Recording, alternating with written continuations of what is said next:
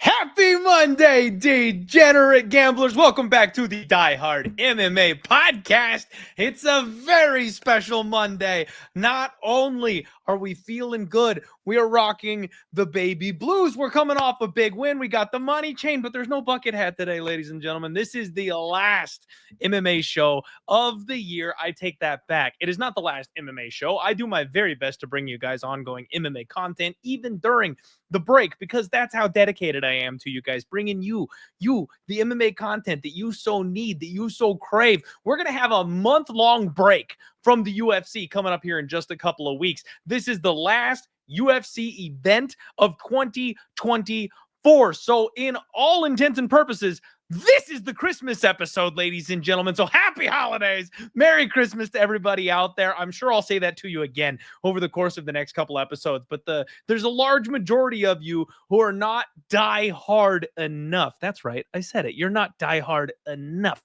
to be here for the next 2 weeks. So for those of you who really just cannot get enough, I'll see you guys and say Merry Christmas and Happy Holidays to you over the next couple of weeks. So, for you softies, Merry Christmas. How's everybody doing today in the chat? We got my guy Dream already hanging out. We've got Mushroom MMA, Joe Free, The Grateful Dude, Dix Insider, Tone Miggins, what's going on? CJ, Funk, Louis Mack Jr., Lucky Day, MMA, Ethan Hershey, my friend.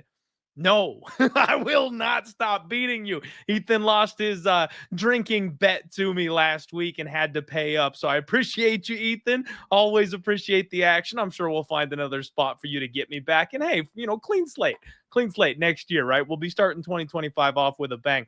SD Cruiser, the It Factor MMA. Mushroom MMA had himself a nice big day, $928 in profit. What's going on, Mushroom? Love to hear that. We got Firefighter MMA in the house. What is up? Appreciate each and every single one of you guys being here as the rest of you roll in. Just know I love and appreciate you as well. If you're listening to this not live, if it's Tuesday afternoon and you're tuning in, I appreciate you too. So don't worry. We didn't forget about you. But as I said, Narrative Nation, what's going on, buddy? Thank you for being here as well. Jeremiah as well. Got a couple people tuning in over the X Twitter machine, however you want to refer to that one. Vincent Chase. All right, guys, I do want to say I'm feeling good today. All right. Spirits are high.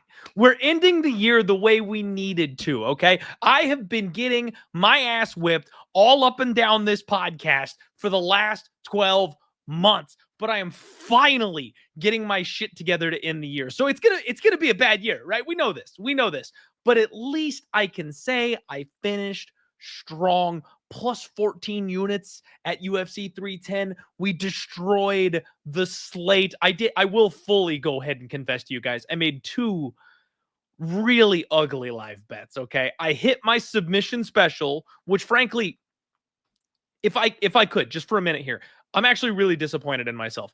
I was planning on doing a sexy submission special, but every time I do this, I get a little over antsy about 1 or 2 legs. So I'll usually do like a level 1 that's 3 legs, and then I'll do a level 2 that's like 4 or 5 legs. That's just absolute insanity. And then I always end up putting one person in the level 1 that breaks the whole thing. So I was like, you know what? I'm not going to do that. I really like my 2 legs. I like the numbers. I like the value. We're just going to do a 2-leg sub special this week. And I could have done 4. I could have done 3 and then 4. I could have done 2 and then 3 and then 4. I kind of chickened out just a little bit on the props because I haven't been as sharp in hitting these as I have been in the past. I hit my two-legger submission special. That was Michael Chiesa and Vicente Luque, 22-1 for that bad boy. That was a big help for getting us into the profit for this card. But I am a little bit upset because I was going to add Chase Hooper to that.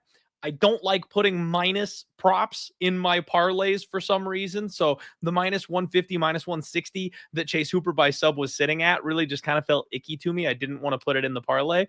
That's just my own little hang up. And then I was going to anchor it on Pantoja by submission. And frankly, I just got a little bit of cold feet that I was like, that's the obvious one. That's the one that everybody's going to be on. What if he gets flying kneed and cracked in the first minute? I don't want to lose my parlay, so I chickened out. I could have had a beautiful four-legger for an even bigger score, but hey, gambling hindsight is always 2020. So that one, a little disappointed that I left those two off the table. It could have been an even larger score for your boy, but I will take it. The 22-1 is good enough. It's been so long since we've hit a prop parlay. I kind of needed it just to get right, to feel good, to get in the right spot.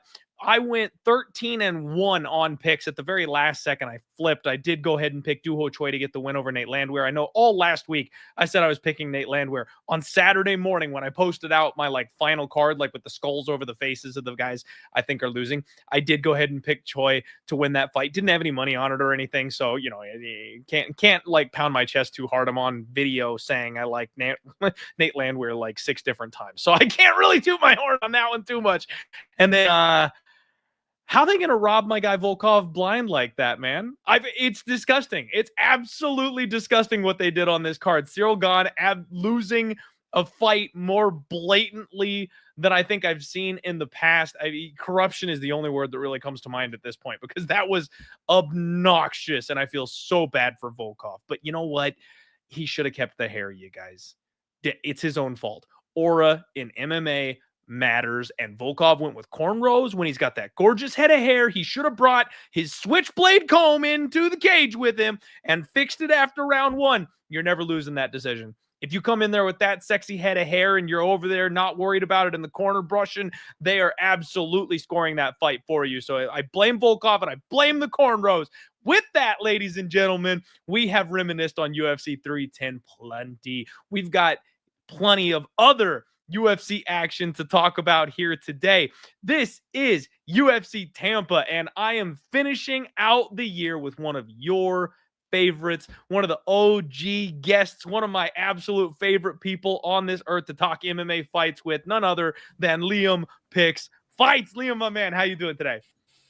I'm doing very well, Clint. I know some people have switched up on him, but I got my Brian Battle t-shirt on today. We're still representing. Listen, we got to make weight. But he went out there and handled business. Randy Brown, true step up in competition, one of New York's best. He gave him a run, but Brian Battle's still that motherfucker on Monday morning. And I just want to let people know we ain't switching sides over here, all right? We got one bad night under our belt. He went out there, found a way to win. That's what winners do. Now let's go out there, get back on weight, and go out there and prove it once again. I think Brian Battle's here to stay. So, man, happy to be back, Clint. And I don't have my baby blues on, but I got my Brian Battle t-shirt. I'm ready to rumble.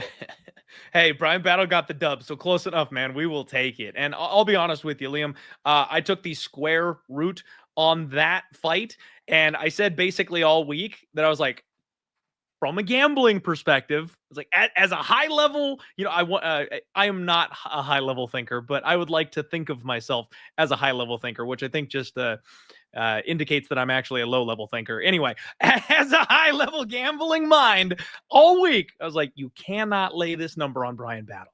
I was like, I think he wins. I think he gets his hand raised, but it's a bad bet.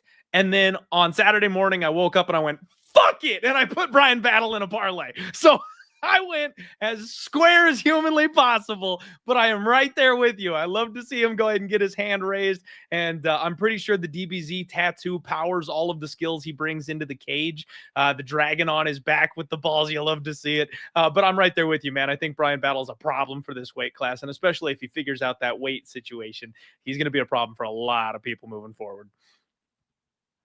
Absolutely, my man. I just had to get that out there. I know he's got some haters right now, and that's fair play. He leans into it, but I still think the talent is there. And when you look at it, he's proof in the pudding. You don't have to be better at MMA. Being a dog, knowing how to win fights, finding where you're better than somebody and exploiting that. That's what you have to do to win at the highest level. And I think that for Bryan Battle to go in there with less skills than Randy Brown, less years, less experience, find a way to win.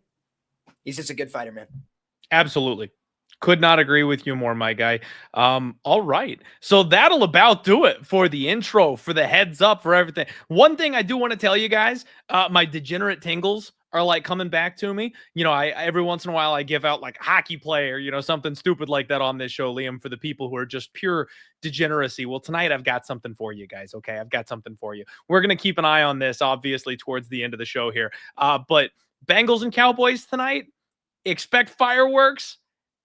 Guys, we have the forgotten man who we're going to put some money on here tonight because if you haven't noticed, Brandon Cooks has come back to the roster for the Dallas Cowboys. And that man is getting targeted. That man looks like he is turning back the clock. He doesn't have many receiving yards as of yet, but he's starting to kind of work it out and get in. And this Bengals defense is absolutely pathetic. I'm going to take receiving yards over. And I'm also, Liam, I'm going to take 1 touchdown at plus 300. And I'm going to take 2 touchdowns at 30-1. Brandon Cooks in the end zone twice tonight. 30-1. That's the move. Just saying. Oh, shit. Clint coming in with the heat. I absolutely love it, man. I have some action myself on Monday Night Football, so I can't hate there, brother. You love to hear it. You love to hear it. All right, guys. Unfortunately, lines have moved, though, so I can't give them out. But hey, well, Brandon Cooks 30-1 for 2 touchdowns is still there. If you guys want to, hey, I'll go throw some on that just out of love and respect, my brother. You know it's hitting if you're doing that. Absolutely. There's no way we miss on the show together here. All right, guys. This is, believe it or not, this is an MMA podcast. So we'll go ahead and get to the fights. First fight of the evening, we've got a women's MMA special. Piera Rodriguez La Fiera. She takes on Josefine Knutsson. They call this lady Thunder herself. I love this first fight of the night here, Liam. This one is going to be an absolute banger. But I think one thing we need to do, you guys know the reason for this show, I always try to give you as much information as possible. I do the legwork, I watch the tape, I run it back, and I save you the time so you don't have to deal with all that bullshit. And then you can make your own gambling decisions from that.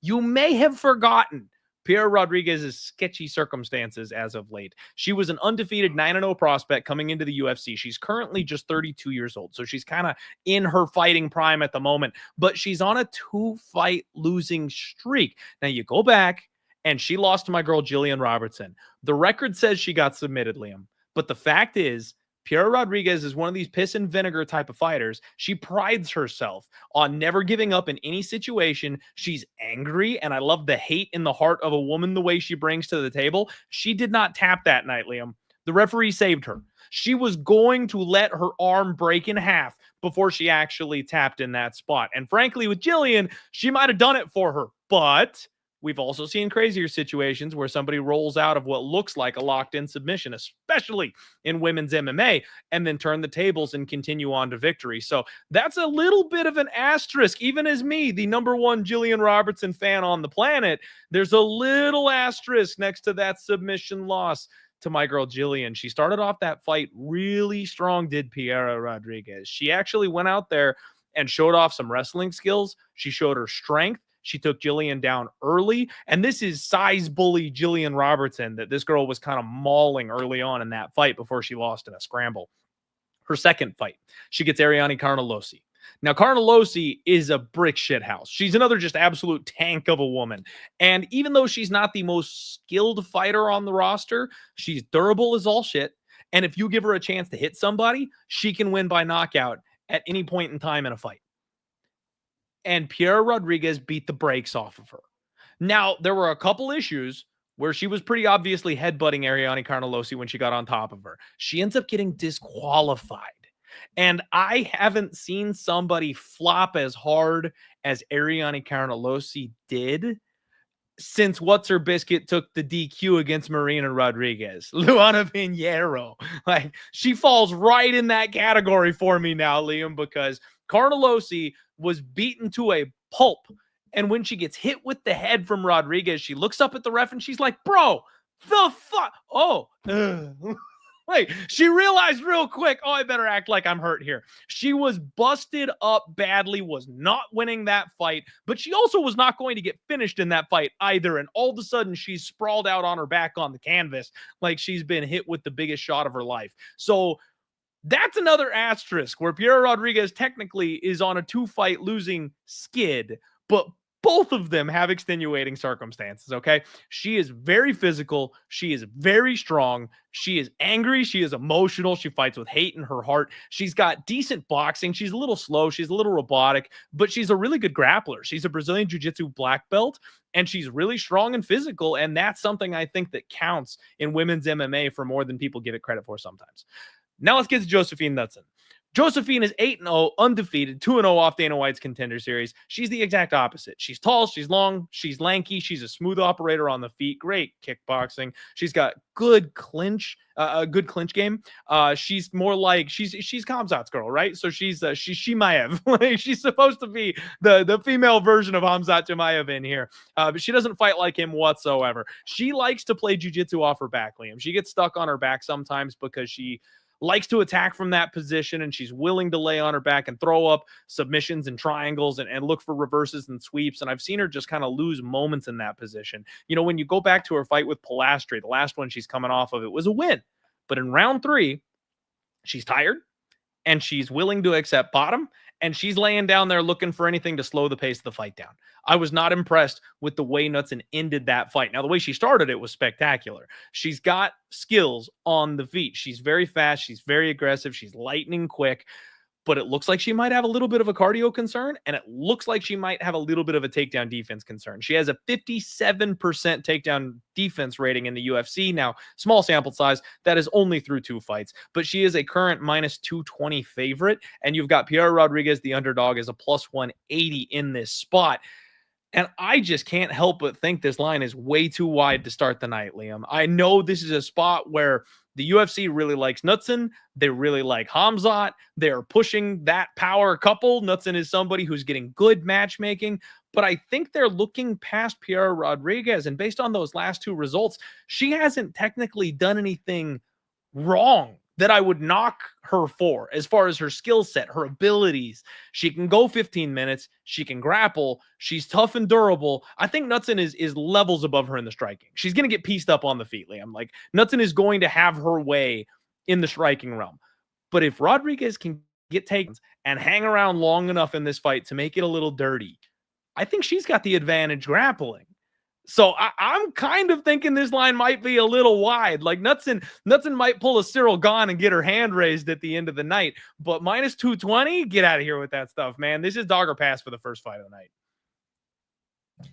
Yeah, man, I definitely see where you're coming from. As you know, Clint, I do a lot of research throughout the course of the week, but early on in the week, I tend to just give my first look at these fights and how I feel from a gut level. And, you know, one thing I normally don't make a habit of is laying big chalk in WMMA.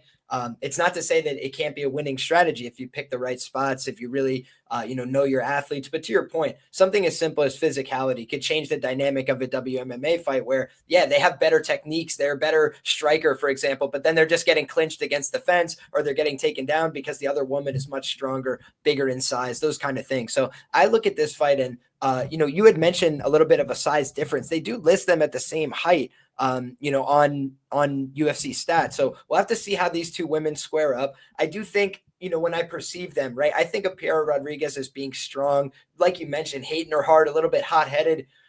I think she's a bad decision maker. And that's one thing that is a little bit hard for me to get behind, right? Like, number one, the Carnelossi fight, it's like, you're clearly better and you blow it. It's like that's tough to swallow, right? So at chalk, I would definitely, I would never play Piera Rodriguez at a chalk price almost until she's on like a 10-fight win streak at this point, right? Where I see consistency in her approach and her understanding, because that was just so frustrating. Imagine you had money on her last time and you're like, what are we doing? We're just giving away the fight. We don't want to win anymore. It's like, it was a easy win and she just threw it away. So the other time against Jillian Robertson, I'll give her a pass for that one, right? I think that one is like, tough sledding. She wasn't worse than Carnelossi, but she found a way to lose. That's tough for me to swallow. The one thing about Knutsson is, even in that fight with Pilastri, right? What would have been the one way that she would have probably lost there? Because she was up huge on the striking totals. it probably would have been if she had gotten finished in the third round. So she was a little bit conservative and kind of just like hung on. And we've seen people do that before. And eventually that will come back to bite you. But I wonder if this is the spot, because when I look at these two women, to your point, you got a 32-year-old, a 28-year-old, right side of 30, wrong side of 30. That's the way I'd look at that dynamic on paper. And, they kind of tried to set up Piera Rodriguez for a little bit of that bounce back spot, and she blew it. So now instead of getting like the softer matchmaking route, it's like, okay, now let's go a little bit harder. Now you're the underdog and you got to go out there and prove something. So I think you're going to get, whatever's the best of Piera Rodriguez that she has to offer. I do think she's going to bring that in this spot. But I think that Knutsson is just like one peg above her on the talent meter, right? Like I think that they're looking at her for, hey, can we get her on the right progression to be in the top 10? In the future. Whereas I don't really know if that's the case for Piera Rodriguez. I think she kind of missed that boat and now she's defending, find out who's real and who's fake. And to your point, Knutsson has had a little bit of these moments, but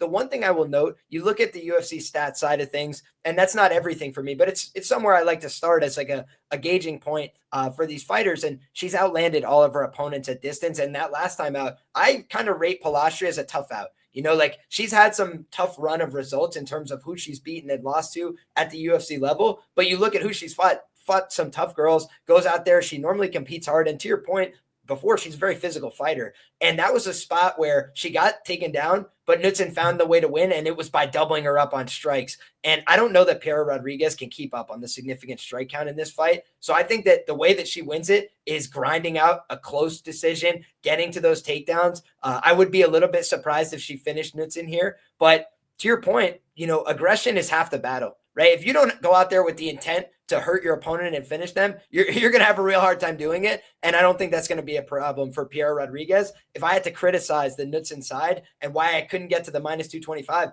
where are her finishing instincts? Marnik, man, with all due respect, that's a fighter you got to get out of there. If you're at this level, if you want to be moving your way towards the title, in my opinion. And we didn't see that from her, right? Bruno Brazil kicked her head into the third row. And meanwhile, this girl landed a lot of shots. I think 83 significant strikes, only got hit 6 times. So you can't criticize too much there, but you just say that's the kind of girl she should be putting away. And she doesn't show great finishing instincts in any of her fights. So that's something that if we want to see her take the right step forward, got to be able to finish opponents at the lower level, and we haven't seen it. So for me, I get where you're coming from, dog or pass. For me, it's a pass. I wouldn't invest in this underdog personally, but I'll do more tape and due diligence, and maybe I'll come around to your side. But that's just my gut instinct. Is like a fighter who just headbutted their way out of a victory. I'm like, I'll leave that one on the cutting room floor.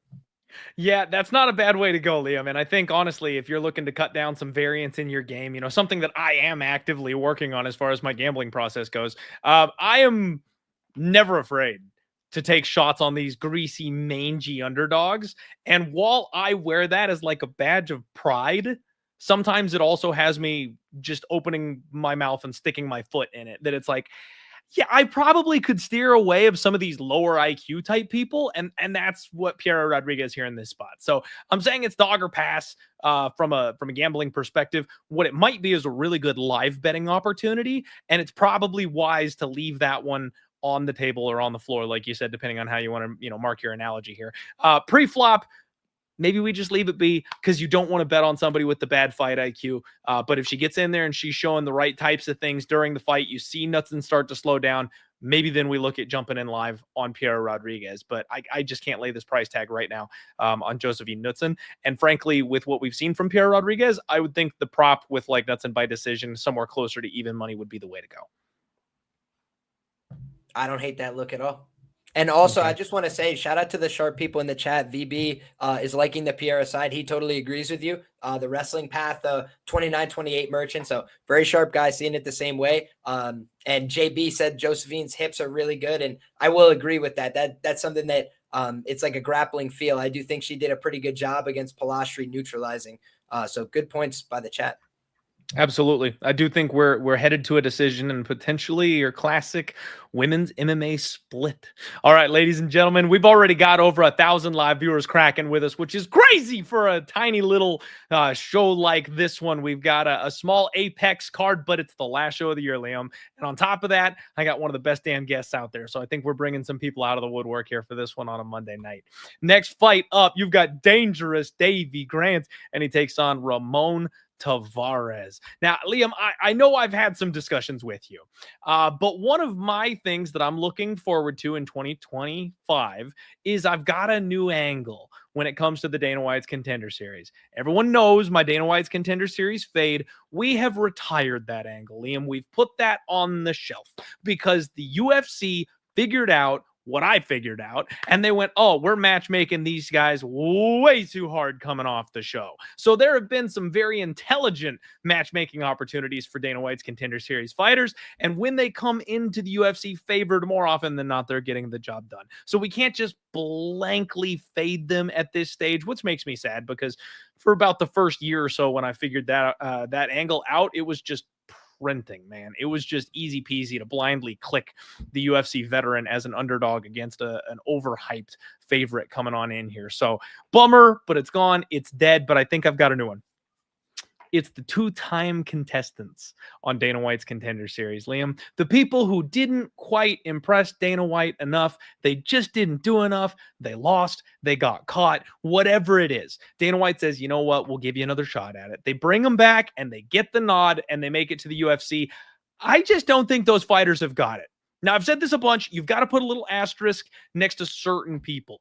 If it's a Bo Nickel, if it's someone who is a hot prospect that they just don't want getting signed by the PFL, so they bring them back for another Dana White's Contender Series opportunity to help bring them along, to help slowly grow and build them. Those are not who I'm talking about. It's the other people that are near their fighting prime, the people who really legitimately take two shots at it to get into the UFC.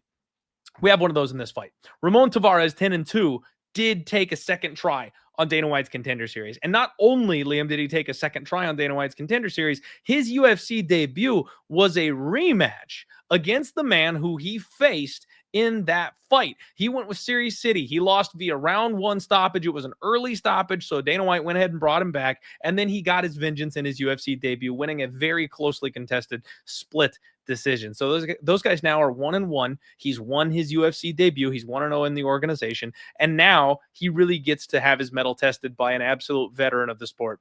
Dangerous Davey Grant, 38 years old, 13-7. Davey Grant is one of my favorite mangy old dogs, Liam. This guy has heart for days, and it seems like he's got a chin that's just built out of iron. He's lost by submission on 4 separate occasions, but he has never been knocked out. He's had his face look like he was mauled by a bear, and it didn't matter. He just kept on coming forward and winging power hooks. This guy only knows one direction, and that is forward. He likes to come forward. He likes to rib roaster. He likes to bite down and swing big, powerful hooks. He's got pop in his hands. He's got some power, and he's a really underrated grappler, Liam. I will never get out of my mind the moment I came on this show and I said, never in a million years is Davey Grant submitting Rafael Assunção. I told people, I was like, don't bother taking inside the distance. Take him by finish. Take him by knockout, though, because he's never submit. Oh, yeah, of course. In round 3, he taps Rafael Assunção on the ground. Like, okay, thanks, Davey. I think he put him to sleep. He did. He did. Put him straight up to sleep. So you're right. There wasn't even an opportunity to tap there because the ref had to pull a lifeless body off of him. So this is a guy that is kind of overachieved, but for his entire career. So I don't think we can look at him and be like, well, he's flying a little higher than he should right now. Like, no, that's been his whole life. Like, this is a guy who didn't have the athleticism, and through sheer hard work and determination, he's doing better in the UFC than he ever should have. And I love that kind of fighter. He's 3-3 in his last 6. But if you look at the losses, split to Adrian Yanez, split to Daniel Marcos, and then he lost cleanly to Marlon Vera in, again, a close competitive fight. And he's getting the other guys out of there.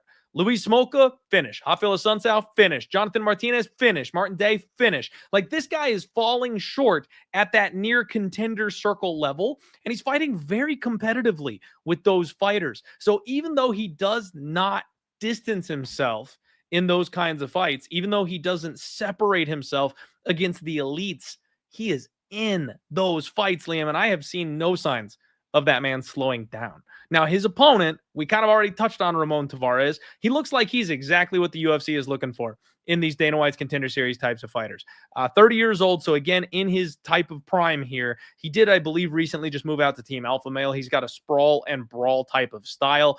Everything he does is with aggression and power. His lead left hook is money. He's got good boxing, stinging power. He does like to stand directly in front of his opponents, and frankly, at the UFC level, I think that's going to get him into some trouble. But he similarly likes to bite down on the mouthpiece and kind of swing it out. He's going to have a 1-inch reach advantage. And frankly, Liam, he reminds me of a young Davey Grant. Like this guy has a lot of things that he does that is very similar to his opponent here in this spot.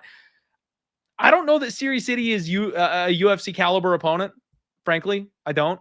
I still am not quite sure what to make of Cortavius Romeus. I bet against him, so I'm not that big of a fan of him. I think this is an underrated, massive step up in competition for this guy, and it's flying a little bit under the radar, Liam.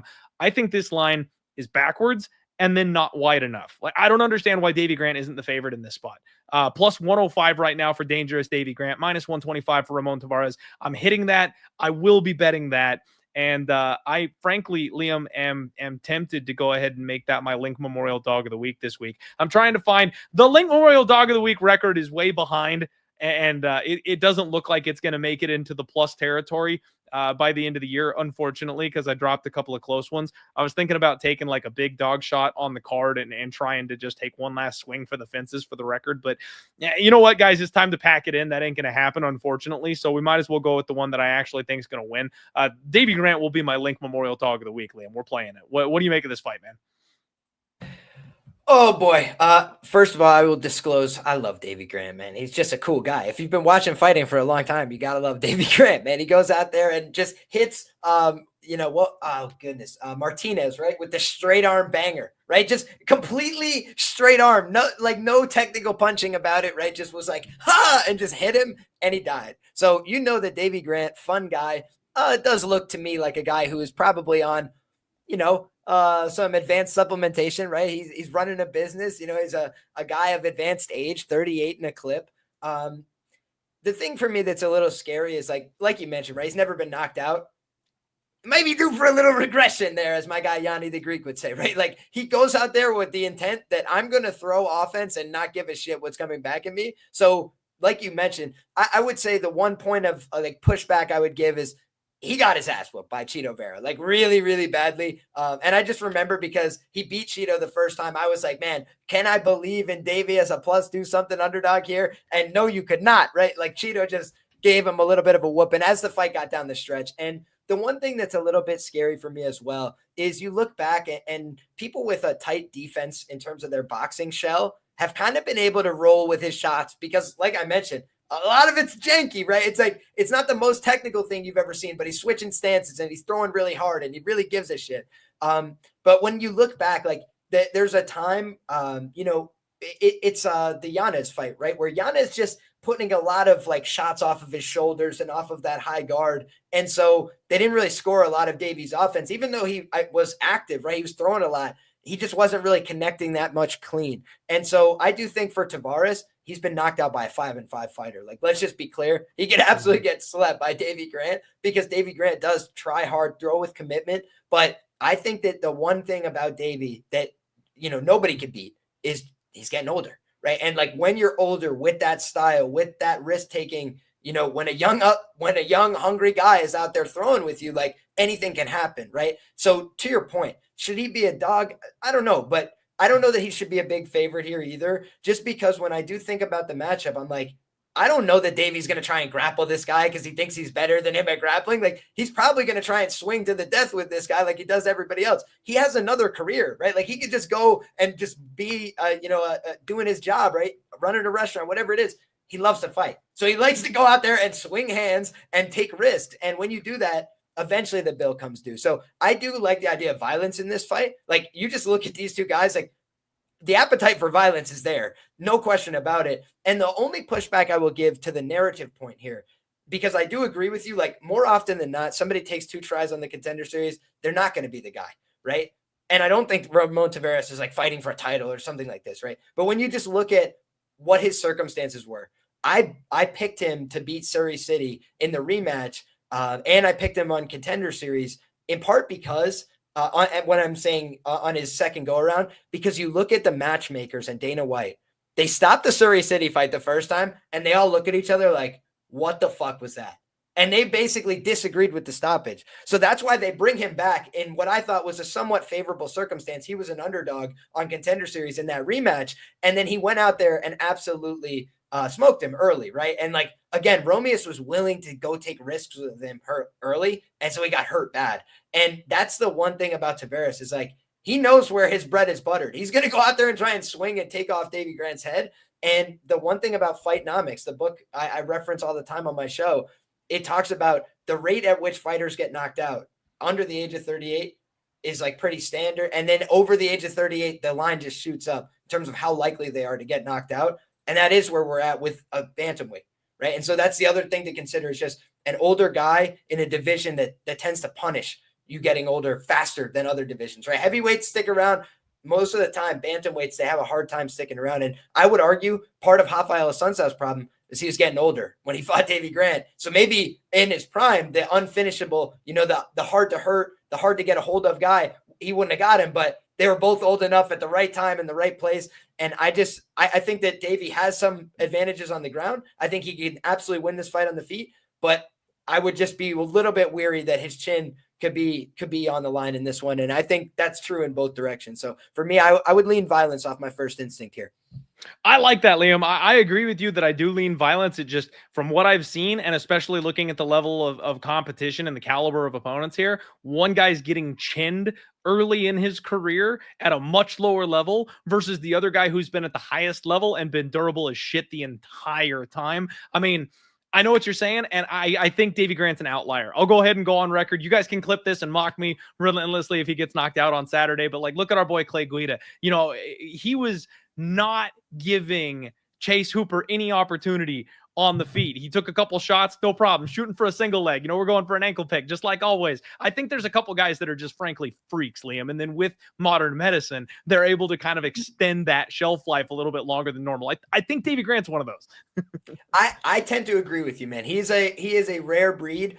Both these guys dealt with injuries. I wanted to note that, if you look at Davey Grant, like his career has been held back by injuries. Otherwise, he would have fought at a slightly higher level, in my opinion. You look through his topology, a lot of pullouts, especially earlier in his UFC career. But Ramon Tavares just pulled out of a fight with Calvin Loughran due to an injury as well. Here's the last thing I'll note, Clint. Missing weight. Ramon Tavares missed weight on Contender Series. He missed weight again in the UFC. So if he misses weight again, like he could be fighting for his job over the weekend because the guy is just not making weight. And that's not something that the UFC tends to tolerate unless you're producing at a really high level. So for me, that's something where, he's either got to go out there and keep getting big wins if he's going to skirt the rules. Otherwise, he's got to make weight like everybody else. Absolutely. And frankly, that could explain the deep end style matchmaking right off the bat, is that they're going, all right, kid, you fucked up. Here you go. Walk around and find out matchmaking. Facts, man. The UFC is a big fan. Liam, did you see there's a new promotion?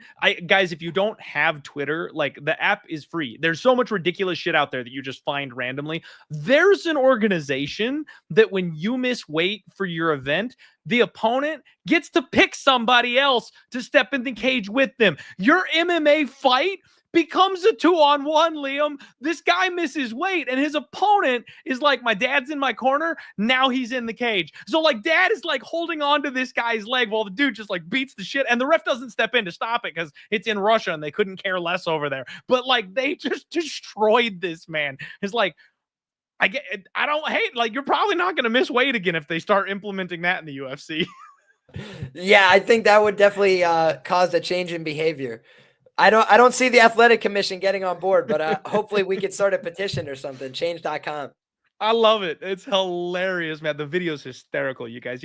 I'll try and find it and like post it and retweet it or something, but it's really fucking funny. I would hate to be the guy that missed weight that night. There is no advantage over there in Russia. Never. It is our advantage. All right, guys, here you go. Next up, we've got Miranda Maverick, and she takes on Jamey-Lyn Horth. Oh, baby, Liam.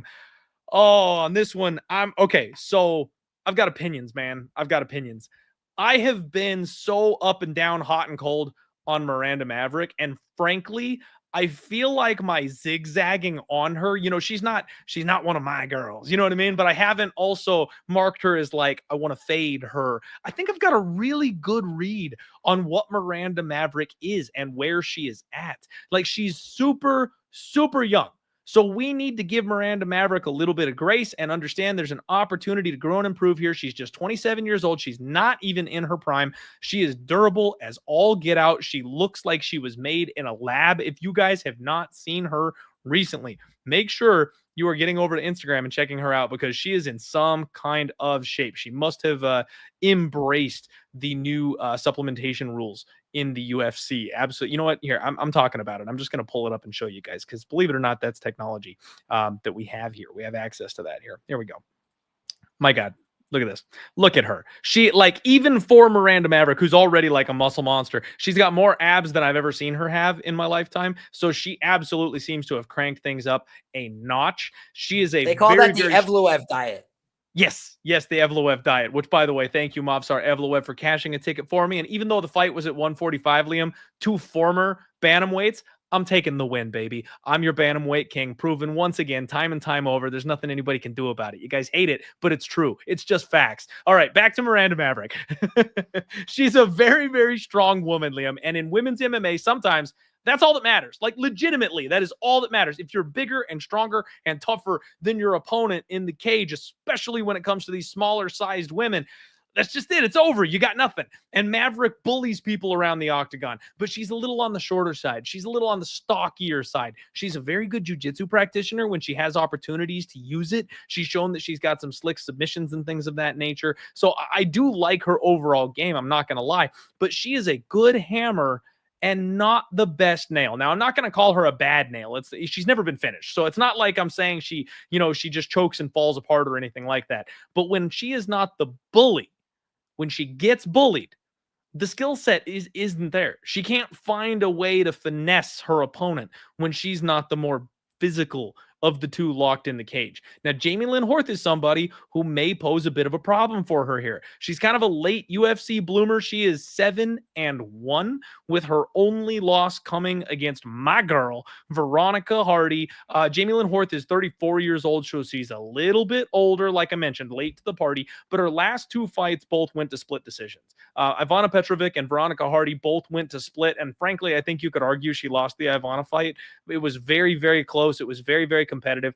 Her UFC debut over Haley Cowan, someone who I think is just a complete bust. Like, the UFC tries to make her a thing, and she's just god awful. I'm going to fade her every opportunity that I get. So as far as Jamey-Lyn opposition goes, Hardy's the only one that I even like and or am high on, and she is too small for this weight class. So the fact that she got that split decision victory says more about Hardy, I think, than it does about Horth. Horth is a solid kickboxer, but she is big, she is slow. She's also very physically strong, and she's a very good technical grappler as well. So, Liam, this is the spot where I don't want to be buying on Miranda Maverick at minus 500. Horth is exactly the type of woman who can stonewall some takedowns and then just land bigger kicks at range when they're standing on the feet. She's going to be 4 inches taller. She will have a 1-inch reach advantage. And I will be betting the plus 3.5 spread when that number comes out, because I can't see Miranda Maverick finishing Jamey-Lyn Horth. And that should be around even money or maybe plus money with this kind of money line that we're looking at. So if this thing goes to the judge's decisions, all I need is 1 round from Jamey-Lyn Horth. And frankly, this might go to a split, and Jamie might be able to squeeze on by and win this one just because she's got more / better output on the feet, and Maverick isn't able to get the grappling going. It's one of those gross ones, Liam, where I will pick Miranda Maverick to win this fight, but I hate it. I hate every bit of it. And a lot of people will be screaming, do something at their TV on Saturday, while Miranda Maverick is not able to bully someone the size of Jamey-Lyn Horth around. I don't hate the breakdown, man. I think of Miranda Maverick as somebody I've done pretty well betting on. When she was fighting Sabina Mazo, I loaded up on her to finish the fight and her to win by submission.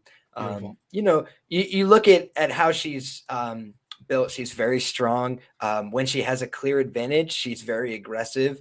But to your point, man, she's 0-1 against Canada, right? And if you look back, what was the problem against Jasmine Jasudavicius?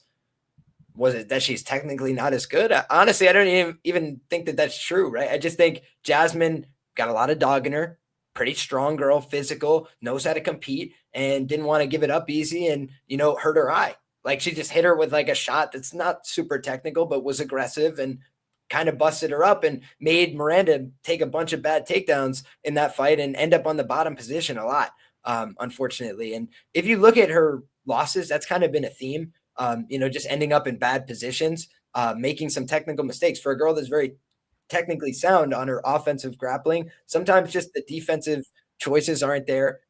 Giving up the back position to Erin Blanchfield for really significant portions of the fight. I'm pretty sure I bet Blanchfield plus 120 in that spot. So you just look back, like there's been a couple of times where she's been, over priced, right? Including the Jasmine fight. I would say that's probably, a recent example. I want to say she was -2XX in that spot. And I wrote up, like, it's one of those things that you kick yourself over because I wrote up a nice long breakdown about why it could be really close and competitive. And I just didn't bet it. Right. And then ultimately it ended up being that kind of spot. Honestly, I'll just say this, man.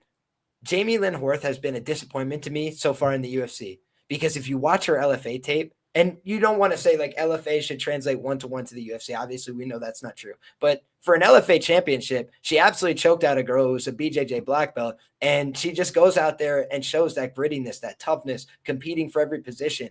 And she's just looked shittier in the UFC. So I think part of it is probably just she's gotten a little bit older. That's just the realities of life.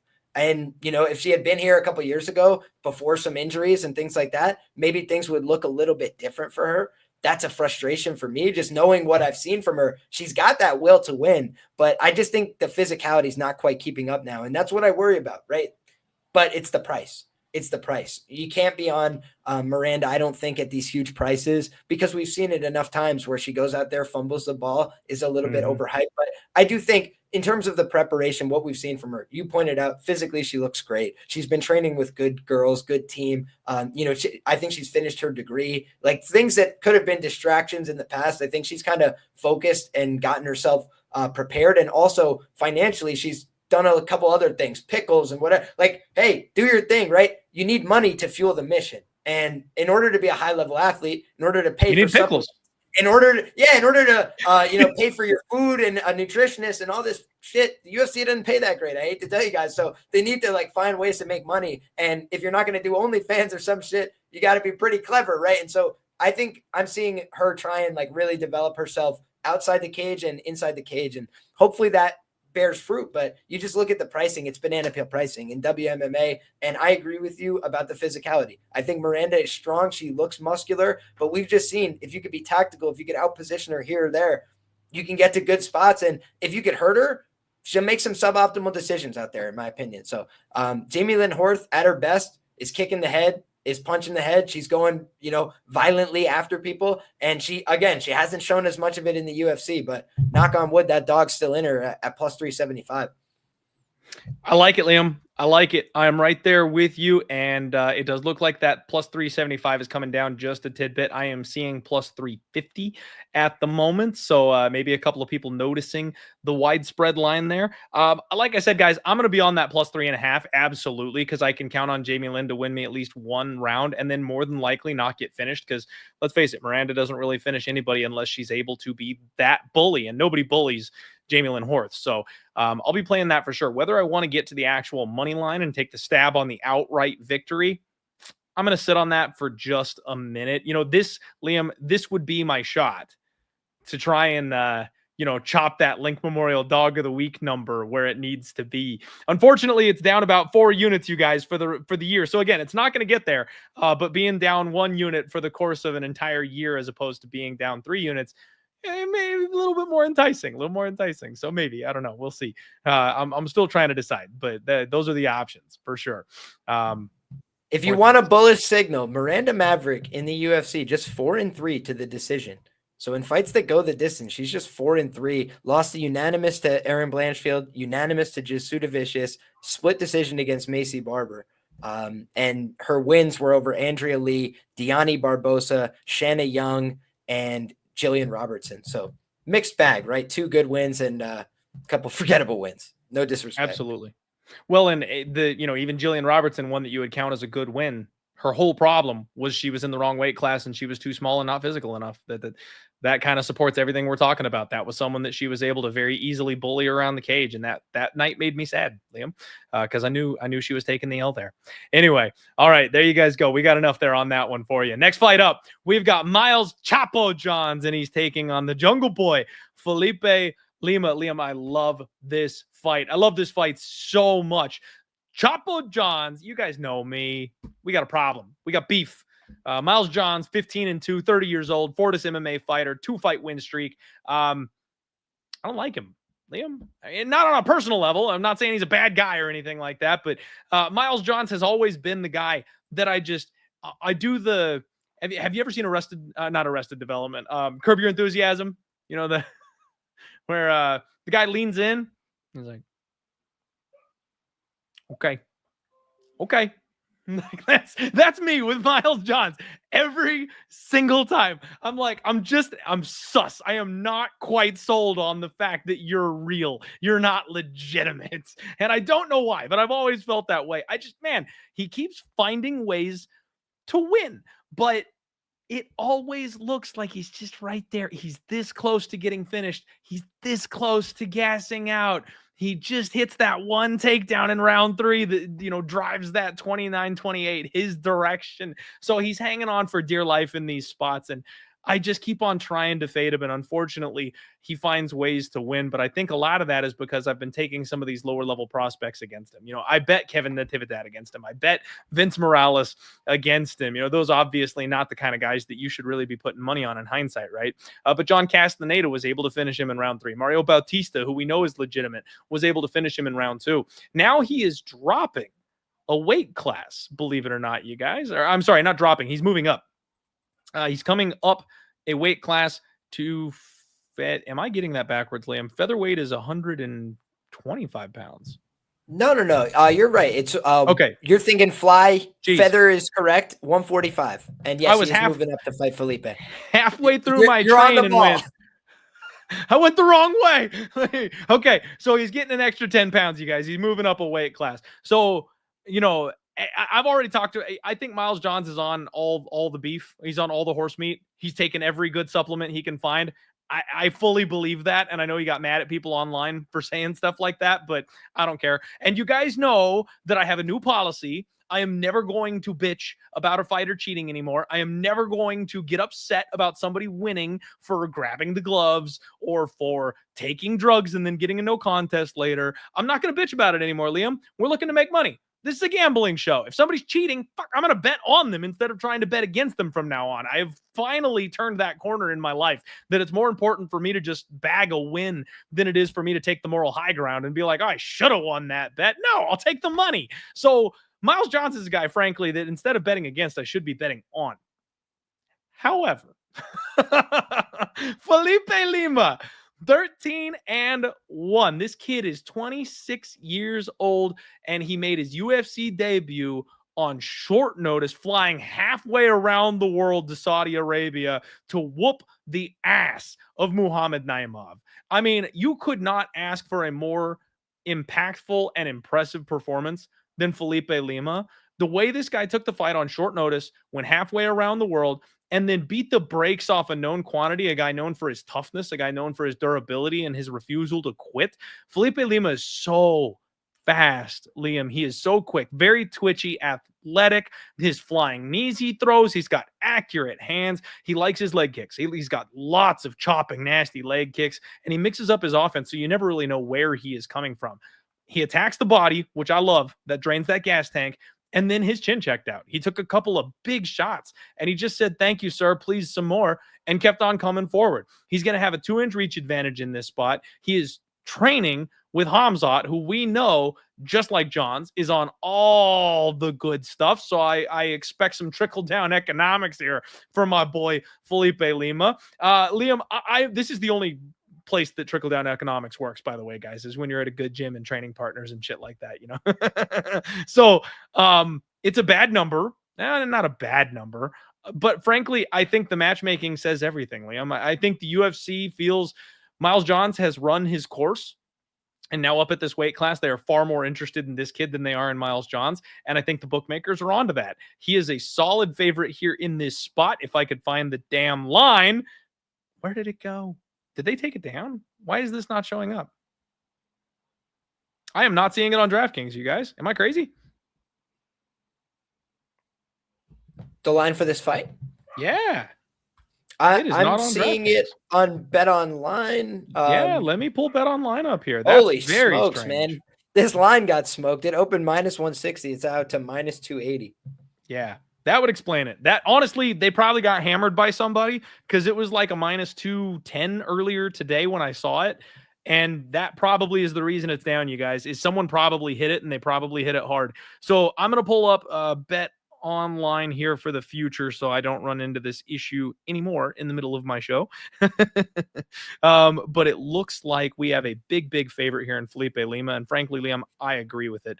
The fact that he was able to come out, do what he did in his UFC debut, and then keep his foot on the gas pedal and then get a finish late in the fight. That's been my angle for fading Miles Johns since he got here, is he slows down, he tires out, and he will be had in the later rounds if you're able to keep pressing him. And against the lower level guys, they can't quite get him out of there. These higher level guys, these guys that are capable of finishing later in the fight, they'll get him. I think Lima's going to run it back, man. I think it's going to be a round 2 or round 3 sub after he beats the brakes off of Miles Johns for a couple of minutes. I like the favorite here. What about you? I'm going to agree with you on this one, man. I just sent you my write-up while we were talking here in the Twitter DMs because I picked Felipe Lima by submission in round 2 or 3 in his last fight. I did note at the end that, if it went to the cards, I was fully expecting him to just get robbed blind because that's a theme over there, right? Ask Carlos Leal, right? Still hurts. But you look at how Felipe Lima operated. I mean, just like a total professional, right? Comes in. What do we always talk about?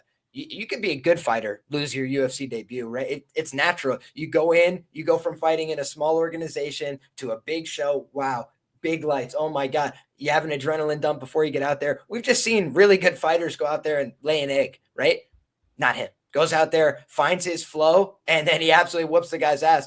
By the way, Muhammad Naimov made his UFC debut against Jamie Malarkey up at 155 and knocked him fucking dead, right? And people forget all about that result, but like, Muhammad Naimov, he came in, really set the tone as a big underdog in his UFC debut and showed what he can compete up a weight class at 155, right? And so this guy now at 145 goes against Felipe Lima. Felipe Lima, no problem, short notice, makes the weight like a professional, and then goes out there and delivers, handles business the way I expected him to do so as well with the submission game. He's long, he's lanky, and he's very talented on the ground.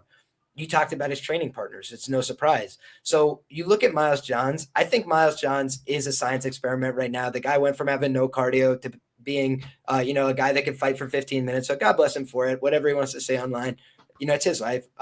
But you just look, a couple guys from the same gym all start having cardio for 15 minutes that didn't have it. You're like, I wonder what happened. Maybe they all just started going to bed earlier and eating asparagus or something like. But I'm not complaining, Liam. No judgment. This is a no judgment zone. Exactly. I'm sure Felipe Lima was doing his thing just like a professional, right? We'd never see the difference, right? He was always consistent. That's all. I'm saying keep consistency. But you look at these guys, like I do think part of the problem is when he runs into really talented guys, Miles Johns' basic approach doesn't work as well because he's a very basic guy, meat and potatoes, right? 1-2s, he could go for his takedowns. He can kind of do that, but is he going to exploit him on the ground, right? Felipe Lima, if you look, his one loss, I always think like, all right, can they replicate how the guy's lost before? First of all, it's his pro debut and he gets submitted. Is Miles Johns going to go out there and submit him? I don't really expect that. So for Miles Johns, what are his paths here? He could try and hit him with big power. He is a powerful guy. He'll mix it up a little bit to that. The head and the body. And so a big, long guy, maybe he can have some success there. But to your point, he's coming up in weight class here on short notice. And Felipe Lima now getting comfortable inside the octagon, right? Making his second walk. And I think he's just going to show a better and better game. I think he's a better prospect than Miles Johns. The one thing you worry about is experience, right? I think 8-9 UFC fights under the belt of Miles Johns. But the one thing I'll leave you with from a Narrative Nation standpoint is he was on the interview saying, they just told my coach he can't come out here and whatever. I bet if the UFC had their way, they could get this guy off a contract as fast as they possibly could. They'd be more than happy to do so. So that's my complete, backdoor speculation. But Just do your own research. Look up the James Cross interview that's probably been scrubbed from the internet, where he talks about my coach wasn't allowed out here, so I had my dad and whatever. And the UFC has literally changed that clip, where now if you watch it, they cut from one part to the other, where they miss the whole James Cross part and they just talk about his father being in the corner. So take that for whatever it's worth. Hey man, the UFC's power is growing. You wouldn't believe they could erase people from the universe, but apparently they can. Francis Ngannou, I'd never heard of him. mentioned Francis Ngannou in a recent clip, and for some reason that audio just, the mic goes out or something technical, I'm sure, when he mentions Francis Ngannou's name, but it's gone. I don't know, man. So I'm right there with you, man. And by the way, guys, just for proof in the pudding here, Liam did in fact send me his write-up, and it does in fact say sub round 2, round 3. So for any doubters, the man knows his shit and was very truthful about that. What an amazing call there for this kid's UFC debut. Good stuff, Liam. I think he's going to run it back, frankly. I don't think that Miles Johns has anything for him anywhere. He should be able to scramble with Johns. He should be able to defend takedowns against Johns. He will be faster on the feet. And even if Johns, the science experiment, is just more physical and stronger up here in this weight class, I just don't see him controlling this kid for a full 15 minutes or even 10 of the 15 minutes. So Miles Johns' decision or a massive overhand where his power translates way better than it should are kind of the only ways I see him winning this fight. And I don't think either of those is very likely. So yeah, man, give me the slick kid that'll be able to box up Miles Johns. And when Johns gets tired and looks for a level change, we just get another submission. That's how it works. All right, guys. Your lips to God's ears, Clint.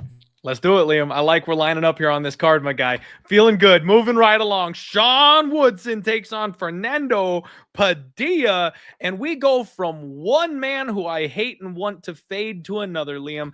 I've got beef with Sean Woodson. He's another guy who he just don't pass the smell test, Liam. He is a size bully. This man, I will give him his flowers. He's got very good boxing. Like, he's one of the better, actual natural boxers that we have in the UFC.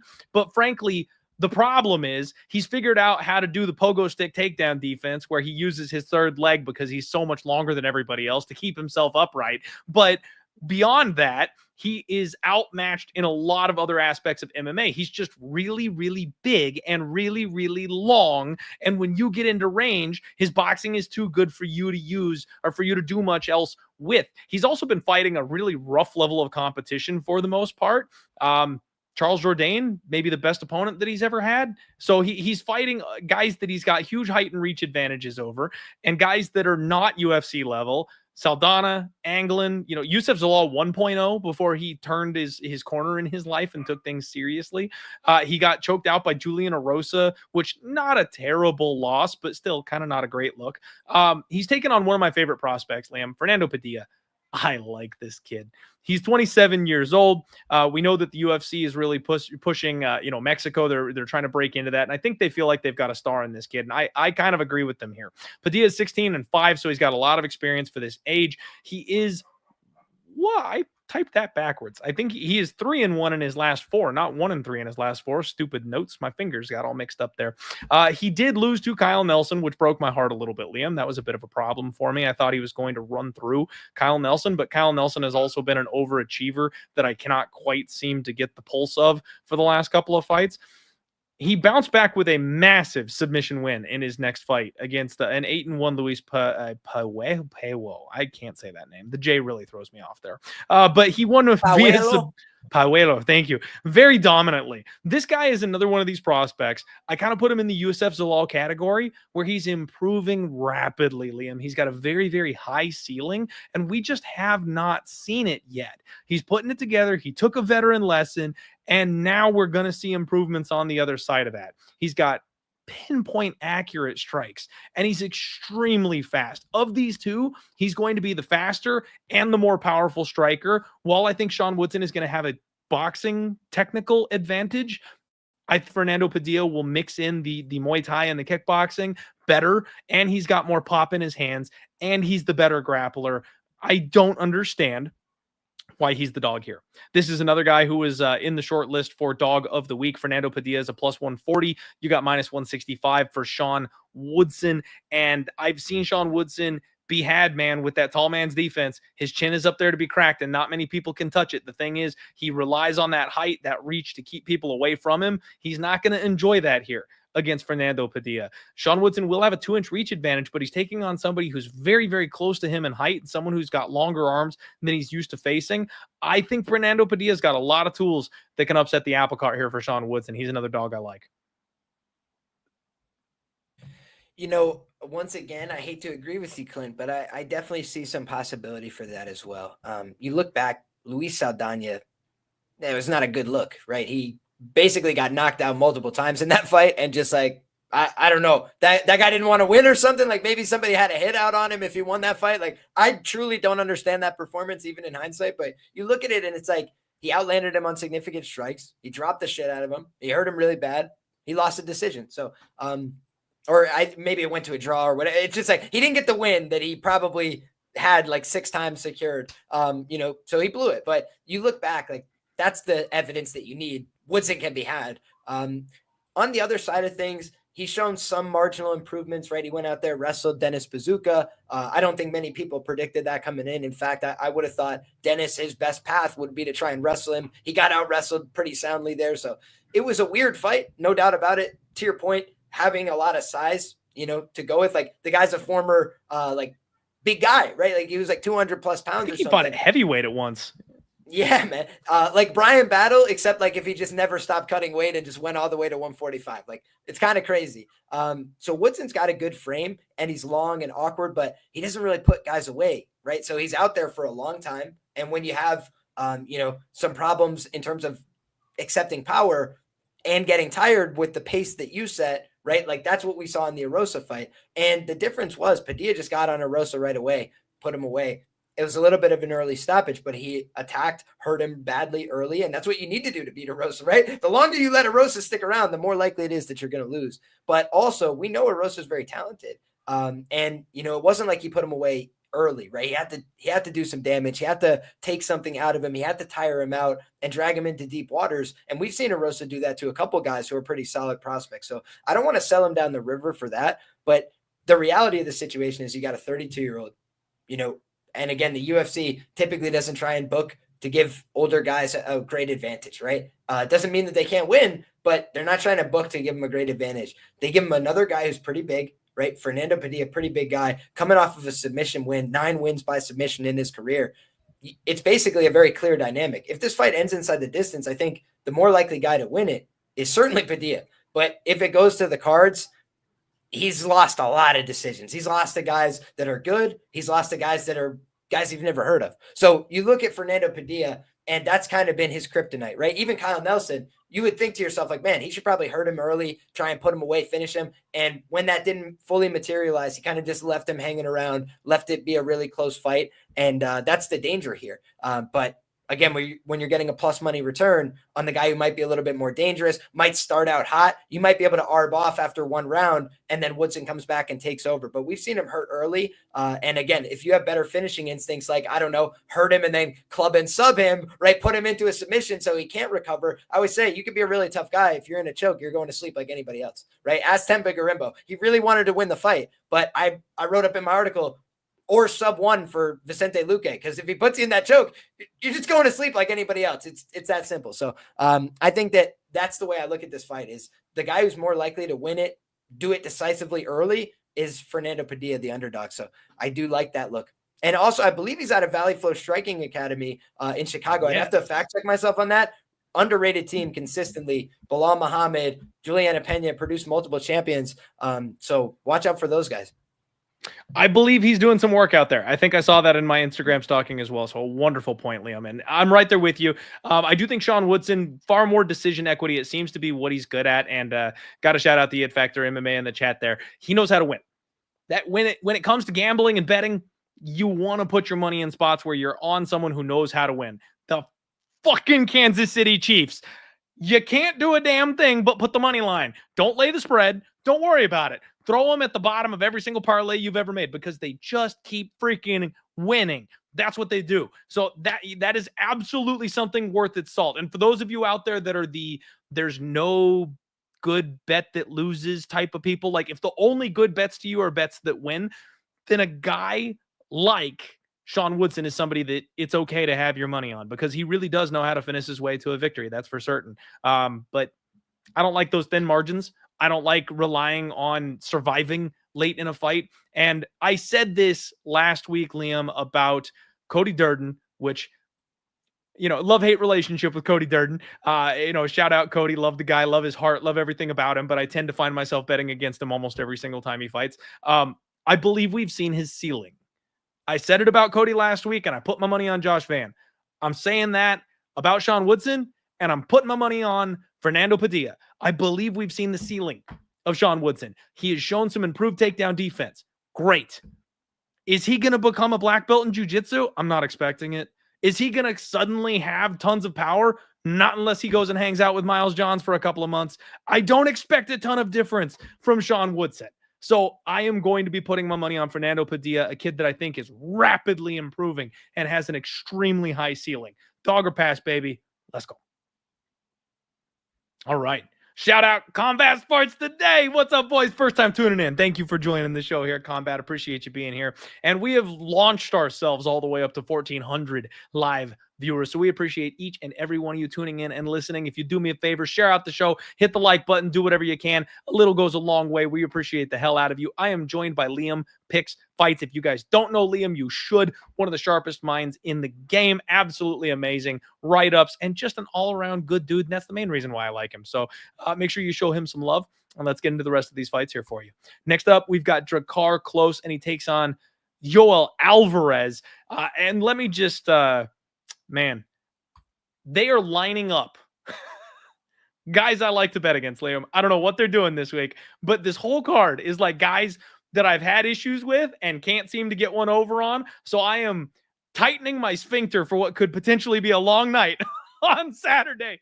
Drakkar Klose is another one of these guys that he has all the skills in the world, but I just keep thinking he ain't it. He's 15-2-1. Like, he's done nothing wrong. He's 36 years old, so he's getting a little long in the tooth at this point.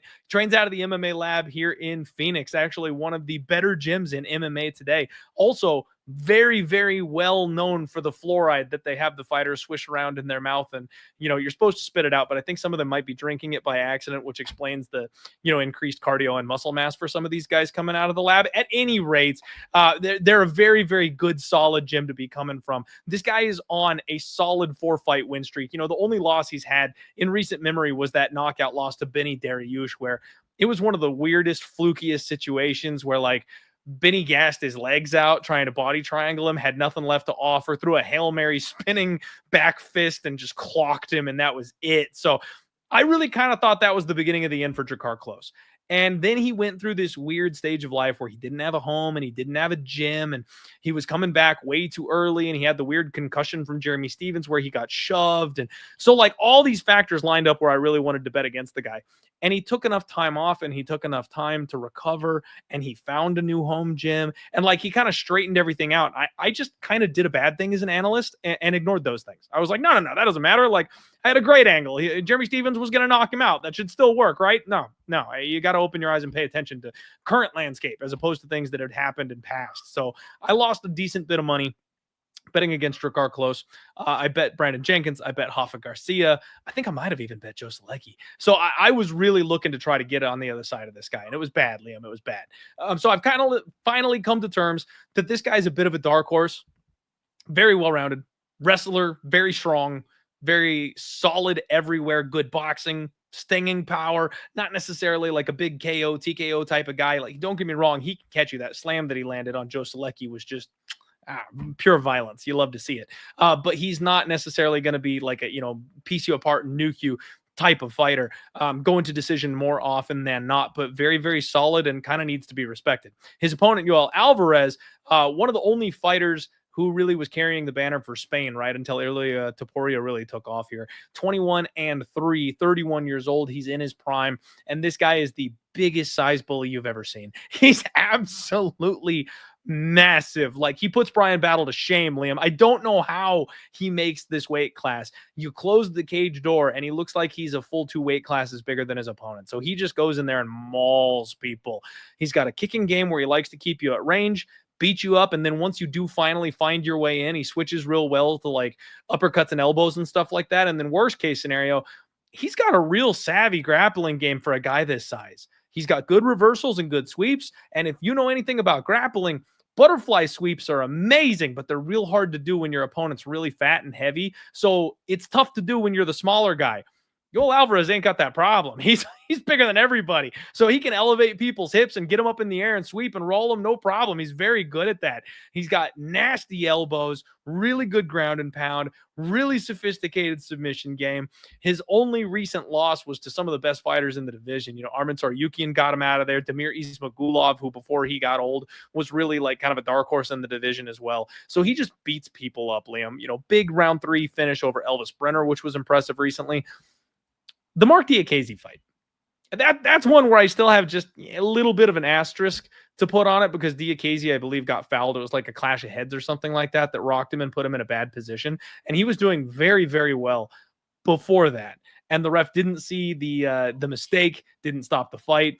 Yoel Alvarez took full advantage of it and got him out of there, which frankly, guys, that's a bet on trend. Like if there's a foul, if there's a mistake, if there's an error and the fighter doesn't back off and go, it's okay, bro, take a deep breath. Instead, they start throwing elbows.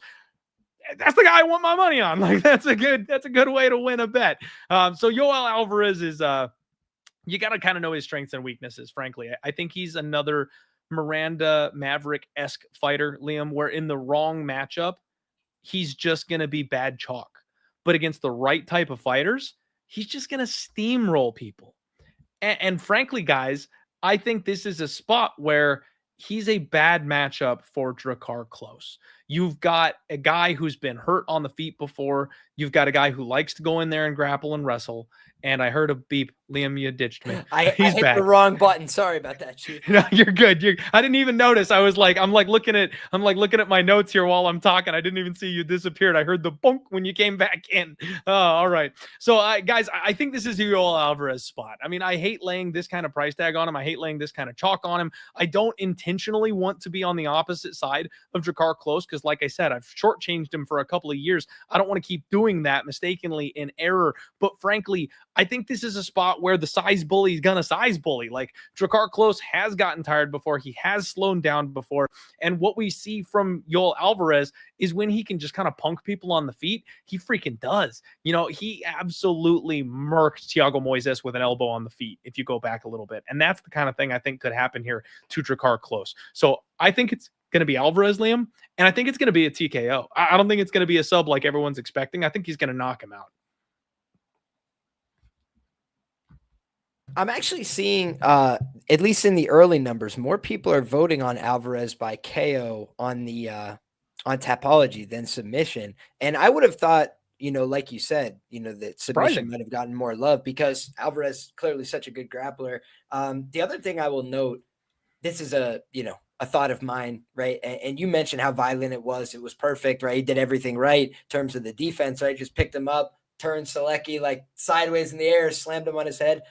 That was also a little bit of Joe Selecki just making a error, right? Like when you're grappling somebody, especially in an MMA context, and you don't want to get slammed on your head, you got to anchor yourself to them in some way. And most of the time you hook the leg, right? So that way, if they try and get big and tall, you knock them over, off balance them, finish the armbar from there, and you're hunky-dory, right? But instead, he kind of got greedy, went for the arm all the way. And when you do that, you know, it allows a guy as strong as Drakkar Klose to pick you up and slam you sideways. And if I could just like draw a point of differentiation, right? That was a fight where things got dicey for Drakkar, but he found a way to win by just staying tough and being aggressive and being ruthless. Like all those attributes, he did everything right there. But I saw enough to say, whoa, like somebody better and a little bit more aggro can definitely submit this guy. And the one thing about Yoel Alvarez is you mentioned he ain't afraid to fight, right? You want to go bang it out on the feet, let's bang it out on the feet. You know, you look at the guys that have beat him in the UFC. Damir Ismagulov, extremely high level. And by the way, he kind of had like a fall off towards the end of his UFC run based on what?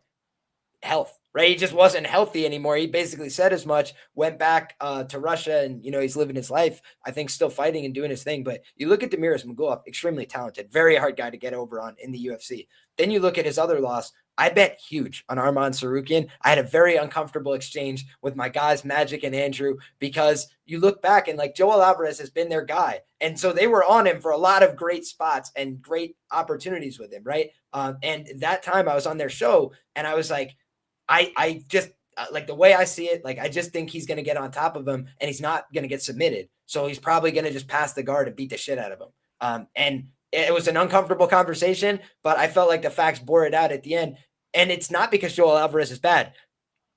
He's fighting for the title next year. It's like Arman Tsarukyan was just that guy, right? And so then you say to yourself, okay, he's lost to a guy who's challenging for the title and a guy who, you know, if he had spoken English and finished people, might have fought for a title, but instead, you know, he doesn't. So he's on the bottom card or, you know, the co-main event against the tough opponent, these kind of things, right? That was the Demiris Magulov path, but he was very, very talented. So I just look at this guy and I say, he's of a very high tier in my view. And you kind of look at the losses, you know, for Drakkar Klose. And I just say, you know, losing to Tamer, losing even to Beneil Dariush, right? The way he lost, that was a fight that was within reach. We talked about Piera Rodriguez, like snatching defeat from the jaws of victory. He got too excited, right? He hurt him a little bit. He's like chin up in the air, like sprinting after him. And then he gets decked. And it's just like, man, that's one that you'd want to have back. The Jeremy Stephens situation, it was super unfortunate. But again, it's just like, that's really uncomfortable to go to war with a guy who's having these problems, you know? And so I say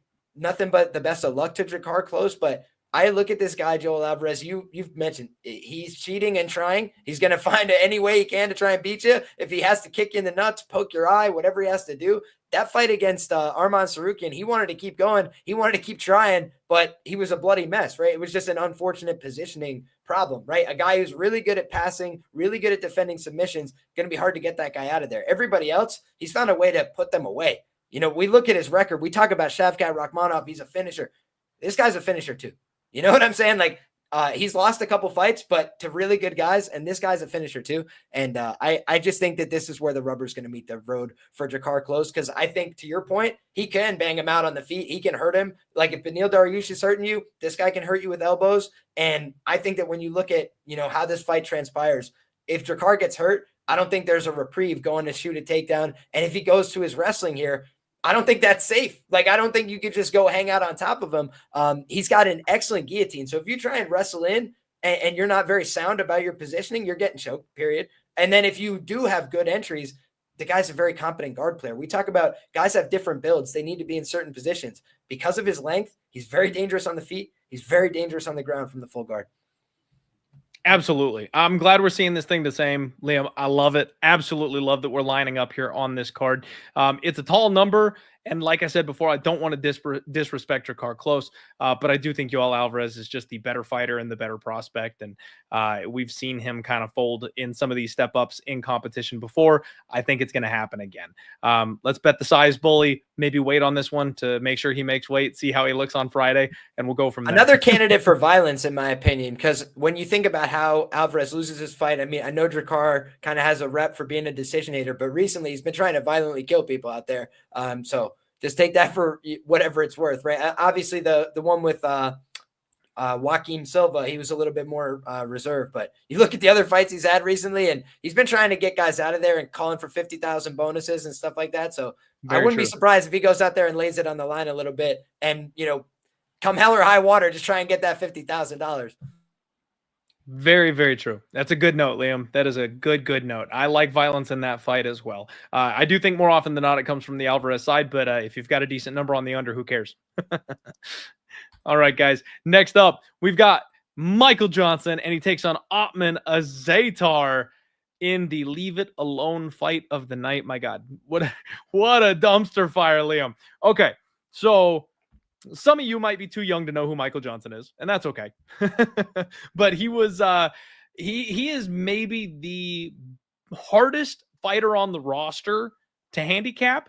I'm not sure if he's the best or the worst 500 fighter in the UFC, Liam. I'm not sure to this day which one it is, because you really have like Dr. Jekyll and Mr. Hyde here with Michael Johnson. You don't know who is showing up on the night of the fight. And now he is 38 years old, so he's getting long in the tooth. He's getting up there. He's alternating wins and losses.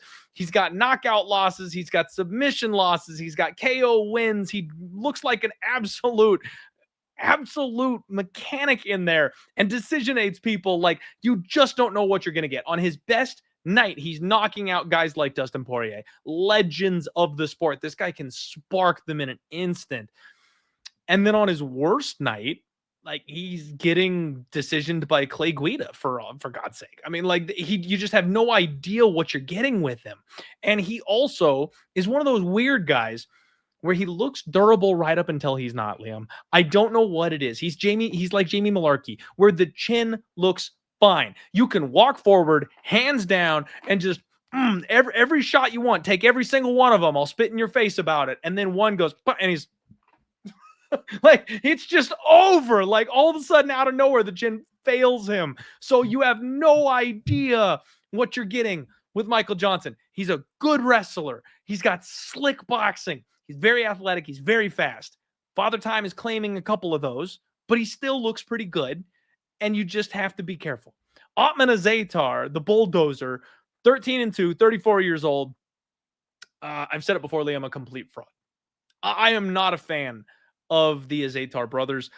These are fighters who fight because they want to feel important, because they want to, because Dana White has connections, because Saudis have money. They know a prince. You know, that's the reason the Azaitar brothers are fighting. And the UFC legitimately gives them the softest, easiest matchmaking that they can, so they can feel good and look good, and they can go, you know, hang out and party with the dictator once they get done winning in the octagon. That's what Dana White's all about. So the last couple of fights have not gone well for Azaitar, and I've done very well fading him because he finally got a step up in competition. They finally said, bro, we're paying you, and you better earn that paycheck. So he fought Matt Frivola, and he fought Francisco Prado, and what happened in back-to-back fights, round 1 KOs. Like, this guy is a fire hydrant. He's a short, powerful muscle monster that wants to get in there, trade heavies, and he's just counting on the fact that his chin can last longer than yours can. And frankly, Liam, at a certain level that works, but he doesn't have the technical ability or the durability to hang on at the mid to upper level in the UFC, and that's where they're making him fight. But frankly, after back-to-back KO losses, I got a feeling Dana got an angry phone call. I got a feeling someone very important out there called up Dana White and was like, you better get my brother a good fight. That's the wrong accent. But you get the point here. So I think the UFC is putting this fight together because they got nothing to lose. You've got Michael Johnson, who is alternating wins and losses and sometimes look great, sometimes creates a highlight reel. And this is a fun action fight to throw on this kind of a card. Ottman Azaitar is going to come in here looking full of piss and vinegar. He's going to have every drug imaginable pumped right into his veins. He's basically Bane from Batman, just a whole lot shorter. And I think he's going to crack Michael Johnson with a big one, Liam. I hate to say it, especially because my fade the Azaitar brothers trend is going so very well. I'm not laying minus 185 on Michael Johnson. Are you crazy? Not with your money, not with anybody's money. You could give me free cash from the worst person on planet Earth. I would take millions of P. Diddy's dollars and I would not put them on Michael Johnson at minus 185, man. I can't do it. So it's Dogger Pass for me. I'm going to look for an Azaitar KO prop. That's the way I'll look at it. Probably violence bet. Sounds good to me. Should be set at 1.5 for the total, most likely. Maybe an under. What do you like here, Liam? Oh boy, man. I'll just tell you one quick anecdote. Very quick, Clint. I was sitting with my buddy and he told me, he's like, hey man, you know, go ahead and put $20 on Michael Johnson for me. And he goes to hand me $20, my buddy Pete. And I was like, are you sure? This is against Carlos Diego Ferreira. And I was like, you know, why don't I do something? I was like, here's what I'm going to do. I'm going to not bet this money. I was like, I'm not betting this money, but if I'm wrong, I will pay you out myself. I was like, because I can't in good conscience bet this money. And you know what happens in this fight, right? Michael Johnson is out there just two masterclass, moving, shucking, jibing, punching, doing everything right. And then all of a sudden, my man is turning and looking at me. He goes, hey, man, I told you to put $20 on this guy. You don't want to listen to me. He's like, listen, I told you he's going to go out there and hit style on him. I told you what he's going to do. He's like, Michael Johnson is now whooping his – and then you see Michael Johnson frozen in time, laying on the octagon. And I just handed him back his $20. I was like, we swear on that. It's all good. That's just the Michael Johnson experience, right? Another guy that has to always fight off his own willingness to go defeat himself. Like, he just has these bad tendencies. He needs to be coached very vigorously. Like, Henry Hooft is begging him not to give up in his fights and stuff. It's like, it's just unbelievable at times. He's very talented, but he left the best of himself in the gym, period. And the other things that are the best of him are kind of strewn throughout the record, right? It's just not a great level of consistency. Azaitar's no good. We kind of all know that, right? But you just look at this matchup on paper, and I agree with you.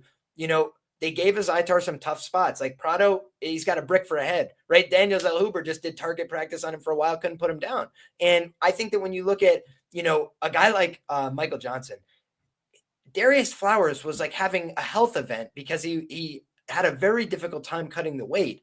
And so Darius Flowers could hardly breathe and move, much less fight back with Michael Johnson. He went to a decision. So again, I thought Darius Flowers could beat him because I think anybody could beat Michael Johnson right now. And it's not because Michael Johnson's a bad fighter. It's just because he makes suboptimal decisions. His fragility is now causing him problems in the octagon, but it's not because he's a coward, right? He's willing to fight anybody, but he's done it with welterweights and middleweights in the gym a million times. So now he gets touched on the chin sometimes by a lightweight and he just starts spinning or goes completely blank and frozen on the canvas. Like Carlos Diego Ferreira, very good fighter. We know what he just did, to Rebecca, right? So he's a very talented guy.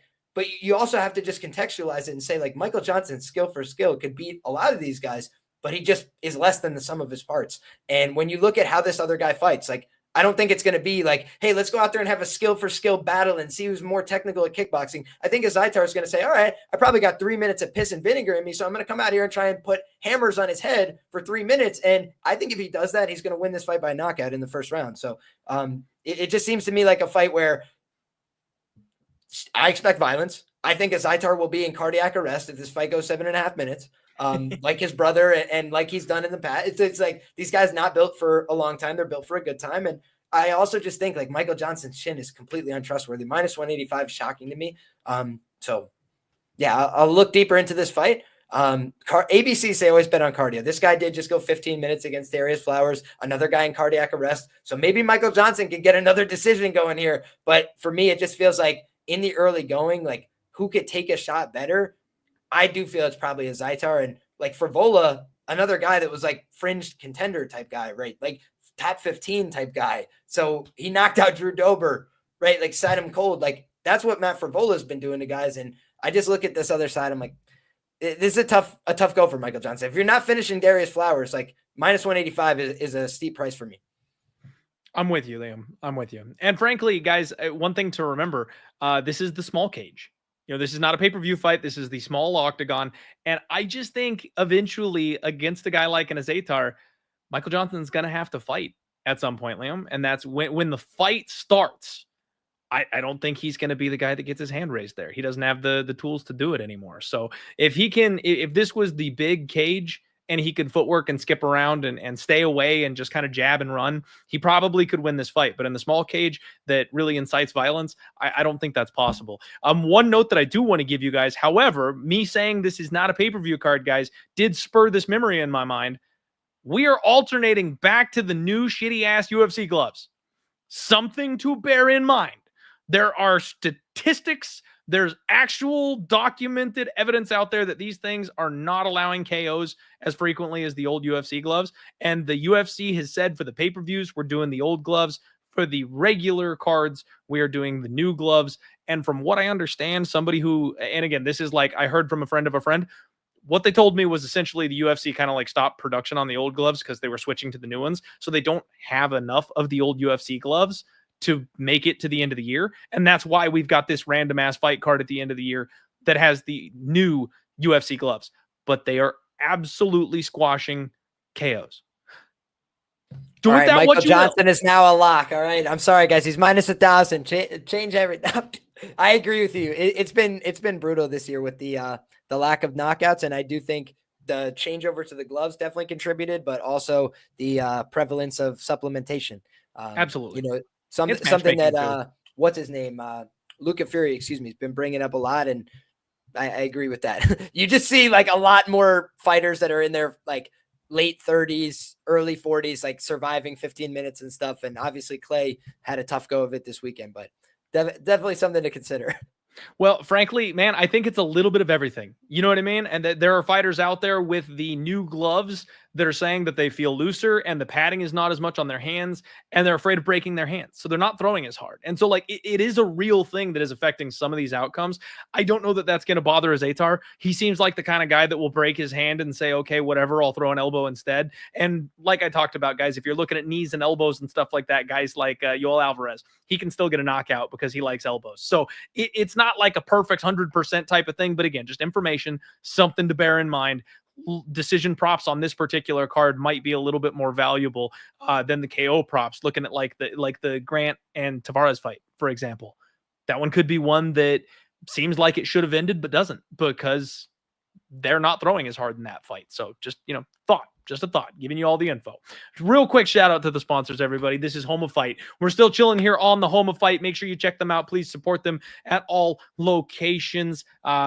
Telegram, Instagram, all that good stuff. Next up, Spectation Sports. If you are looking for MMA action beyond the UFC, if you are looking to study for Dana White's Contender Series, this is the place to do it. They will have a card on December 21st, Nashville Underground. Lots of awesome MMA action. So if you guys are missing out, you want some more fights in your life, check out Spectation Sports. Promo code DIEHARD will get you a discount on your sign up. So make sure you click that link in the description below when you sign up. Use promo code DIEHARD for a little bit of a break on there. Shout out to the guys over at fightnumbers.com.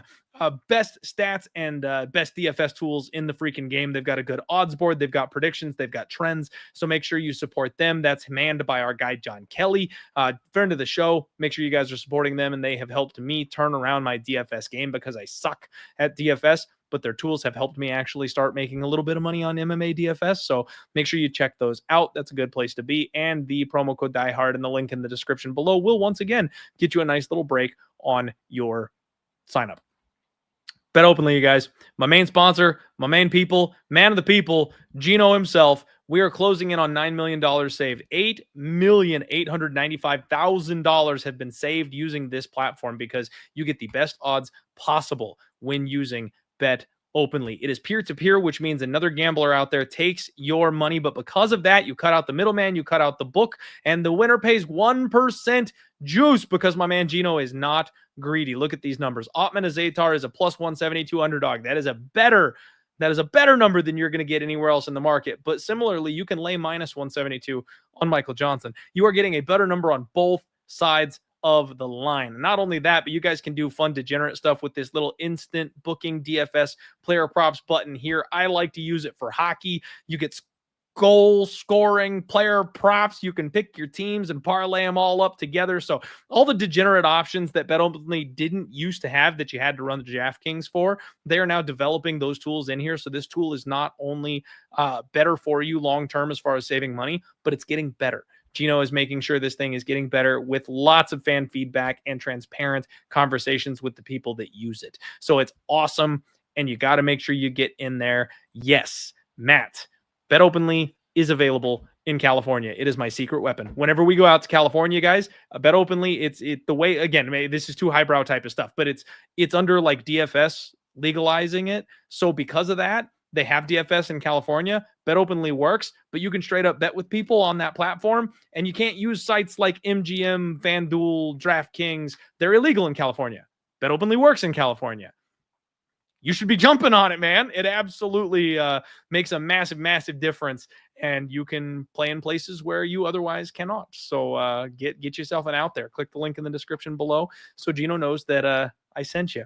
Now, real quick, Liam, I got to take 2 seconds here because one of the things that we do on Bet Openly specifically is I've got the power to do some fun contests, some giveaways, things of that nature. And I have created what we like to affectionately refer to as the Gauntlet. You guys, it is a 10-week MMA betting challenge where you start with $50. You deposit $50. It's a $50 bankroll challenge. At the end of the 10 weeks, the winners get payouts, $600 in prizes, Liam. First is $300, second is $200, third is $100, and 10 weeks worth of fun on the way. We just closed out the competition at UFC 310, and I am here to announce your winners. In third place, with $126.36 in profit. Evan must tweet $100. Congratulations, Evan. Thank you so much for playing. And in second place with a $62 cash on UFC 310, leaping solidly into this spot, making sure you grabbed onto that $200 cash prize for second place. MMA analyst. He was fighting over that third place, maybe out of the runnings, and made sure to lock it up with a big play, big hit in UFC 310. Congratulations. $195.40 won throughout the contest. You'll be getting an extra $200 in cash on top of that. And finally, our champion, none other than Bro Some Daddy, $245 in profit, Liam. This guy absolutely left the competition in the dust. He hit 3 different times throughout the competition for $50+ and then in week 9 sealed the fact that he was going to be in number 1 and most likely nobody would be able to catch him with a $121 score. So guys, people out there on Bet Openly, they are booking parlays. You can play parlays on Bet Openly and people are crazy enough to take them. This show is proof of that. But the $300 first prize victory goes to Bro Some Daddy. Congratulations on being the winner of the 4th Bet Openly Gauntlet. You guys, I got to tell you something. I'm giving out, I'm doing football contests, I'm doing hockey contests, I'm doing MMA freebie contests. All this stuff I'm able to give away because of my relationship with Bet Openly. You guys are fools if you're missing out on that. Like, not only are they my sponsor, but they're saving you money on the platform, and I'm giving away free shit. Get signed up. Get signed up, throw $20 on there, give it a try, and then when I run these types of contests, you guys can join them, and I can actually give you free cash. So, like, it's a win-win. We have some fun. It's awesome. We get to interact. And I promise you, you're going to like the platform. So just give it a try. Congratulations to all of our winners for the gauntlet. We've got a couple fights left, guys. It is Tampa? UFC Tampa. It is UFC Tampa. We're going to get back to the fights. I am joined by Liam Picks Fights to break down the rest of this card. And we're going to get into the meat and potatoes of this card here for you guys. We have got Navajo Sterling taking on Tuco Tokos. And Liam, we have talked long on some of these fights. You know, you and I, you're my people. We're the kind of people that want to just sit here and talk all day about fights. We want to dissect every single angle, look for opportunities. And that's what I love about this show. And that's what I love about having guests like you on. I'm going to save us a little bit of time on this one. Tuco Tokos sucks. This guy is not a fighter who I think has much of a future in the UFC. He is 10-4. He's 34 years old. And he got handled by Omar Sy in his UFC debut. There was no defense. There was no submission defense, no good decision-making. Omar Sy sliced through this guy like a hot knife through butter. He absolutely is a live and die by the sword type of fighter. He wants to go out there, bang it out. He's been KO'd twice. He's been submitted once. He's got 5 first-round TKOs. So he's a fun fighter. No problem. His opponent, Navajo Sterling, is a 5-0 undefeated 27-year-old coming out of City Kickboxing. What else do you need to know? Like, he's coming from a great gym. He's making a legitimate UFC debut. He is coming off Dana White's Contender Series. He finishes absolutely everybody.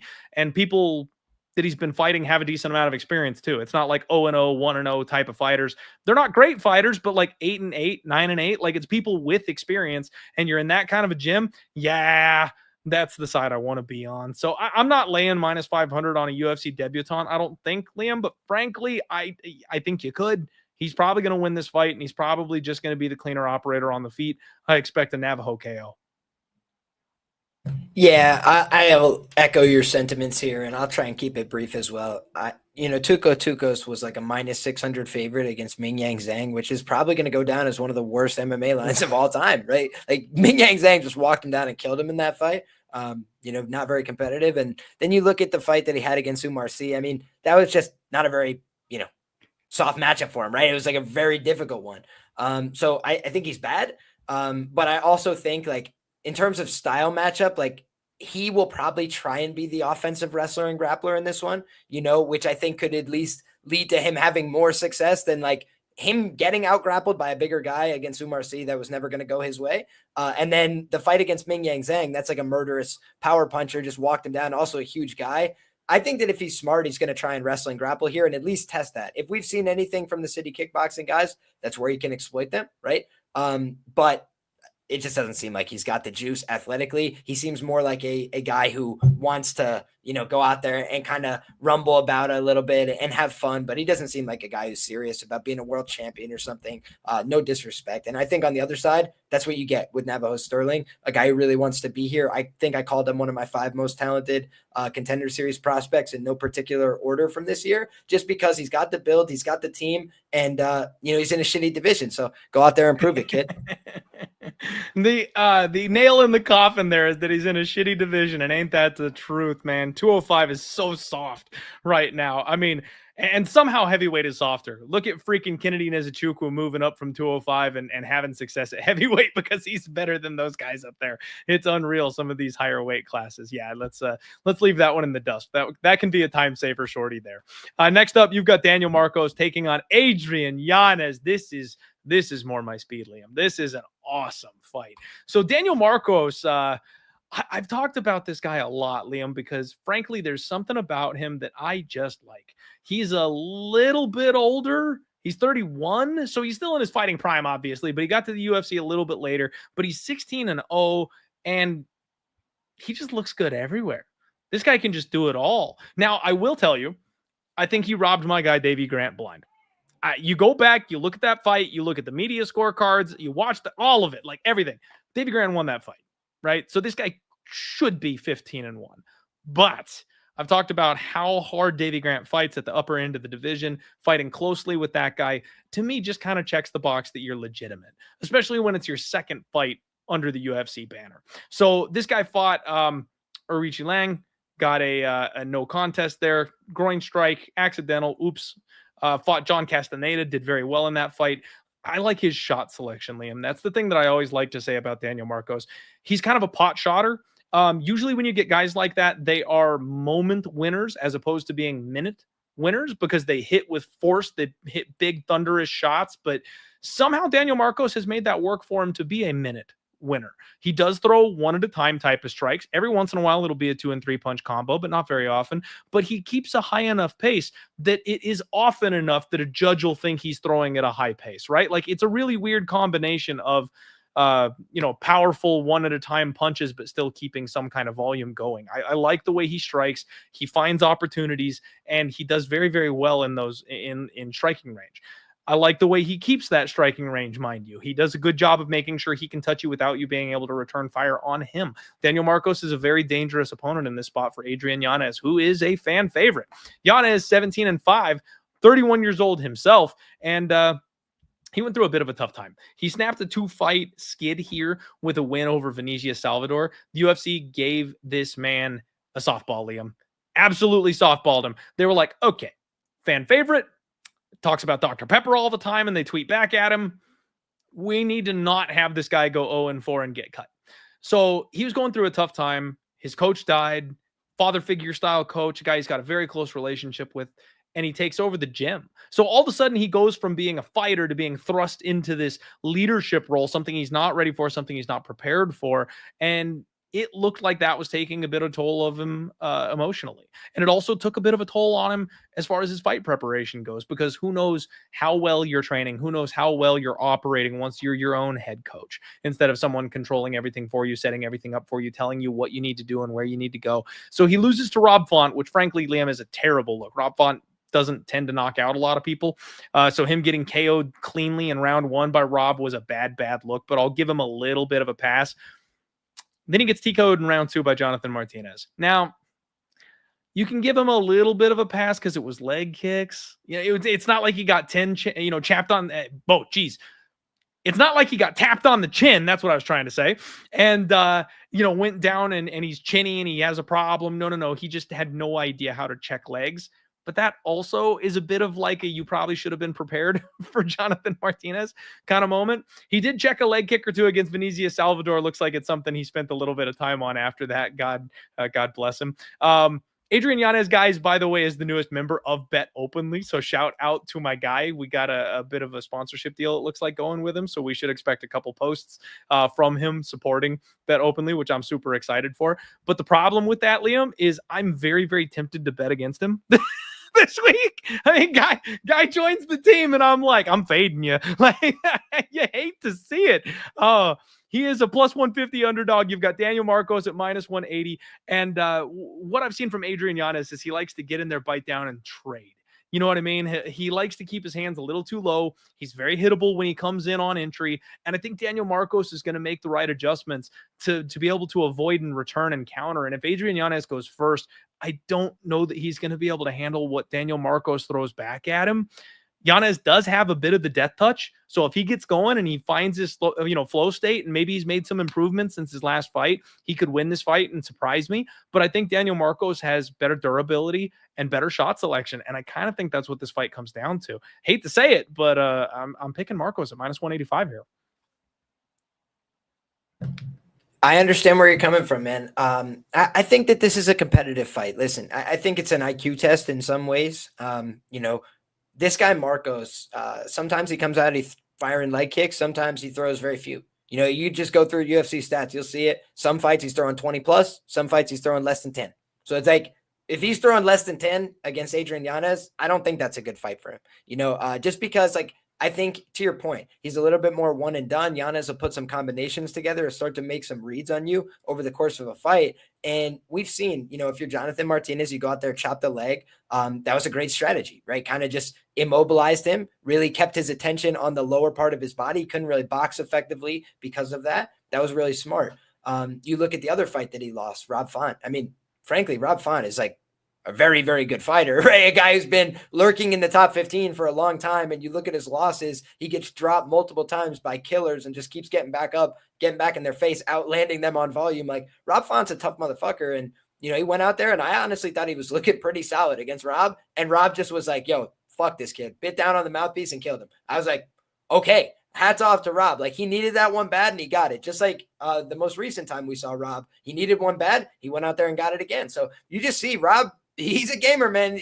You're going to have to put him into that good night. He's not going softly. So I think of a guy like, Adrian Yanez as a guy that was very hyped, and now he kind of lost some of that luster, right? People, maybe are not on his hype train anymore. And I do think the skills were always there. It's just that he can get into competitive decisions. We saw that with Davey Grant. It's not like Daniel Marcos didn't go to a competitive decision, right? We both agree. Those are both pretty close decisions, right? Davey Grant fights close with these guys. When you give him 15 minutes to work with, he's going to put a lot out there to judge. And you look at Adrian Yanez, in most of these fights, if you want to go boxing for boxing, he's going to just come out ahead, whether he hurts you bad or whether he just ends up outlanding you over the course of the fight. That's what he's shown. The guys that have beaten him on the regional scene were very powerful, potent grapplers. I don't think of Marcos as that kind of guy. So again, IQ test. If Marcos is really smart, I would only bet the Marcos side personally in a live setting where I've seen him throw 2 leg kicks in the first minute and a half. Because if he's doing that, then I think his coaches have prepared him right. He understands the assignment. But if he's not doing that, I think that kind of shows like a little bit of, I've been fighting a lot, but I haven't always fought the best competition, right? I was on the regional scene, doing my thing, having a lot of success. And I think that Adrian Yanez, he's been tested. He's been in there with killers from the regional scene, guys that have made it to the UFC, Miles Johns, Levi Moles, high-level guy. He's lost to some guys. You go look through their records, none of them are punks. None of them are pushovers in my view. So I just think of Adrian Yanez as a guy who's kind of paid some dues, put in a lot of time, and he might be ready to take that step forward. To your point, some of those things that were working against him outside the octagon, maybe he's got those affairs in order now and can go put out a better performance. So those are the bullish signals I would put for the Adrian Yanez side. But having such a big susceptibility to the low kick, I almost want to see him address that in a fight before I feel comfortable going to the window with him. So might be wait 90 seconds and bet it live for me in this contest. Okay. I like it, man. I'm going to be cheering for Yanez as a fan, and then also because he's, joining the squad. So I sincerely hope he finds a way to win this fight. I just don't know that I can get to the window as far as betting goes. Shout out everybody in the chat. We got a couple more fights to get to. And Thomas Kane in the chat saying, what kind of sneakers are you guys rocking? Well, I hate to disappoint you, Thomas. Let me see if I'm even flexible jiu-jitsu days to do this. Your boy is pulling the old, under. I got the suit on top, and then I'm wearing my skivvies underneath. I got nothing on down here, man. I ain't got to. I'm doing nothing. I can't even stand up. Otherwise, you guys will see too much. I'll get taken down off of YouTube. Frankly, Liam, I'm just impressed I was able to get my foot up there because I haven't thrown a triangle up on anybody in a couple of years. So could have pulled a hip flexor trying to get out of there with that move. I'm impressed with myself. All right, guys, let's keep this gravy train rolling. Next fight up, we have got Dustin Jacoby, and he takes on Vitor Petrino. Fun fight. Vitor Petrino is a large favorite in this spot, Liam, and I think that is primarily just based on his physicality and of his opponent. So Dustin Jacoby is supposed to be like a really solid, really strong kickboxer, transitions over to MMA, gets a second run at it, training at Factory X. Everything looks like it's great. Seems like Father Time's catching up to him just a little bit. He is 1-4 in his last 5, and in his last fight, he got murked by Dominic Reyes. I was thankful and excited enough to be on Dominic Reyes' money line at plus 200-ish that night. So that was a good time for me. And I was very, very excited to cash that ticket against Dustin Jacoby.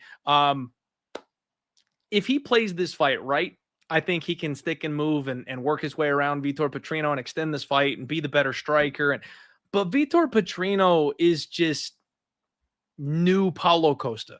He's 27 years old. He's a Brazilian monster who's a power puncher, 7 wins by KO. He's juiced to the gills. He's just a little slower. He's Paulo Sloa. He's Sloa Costa is what he is.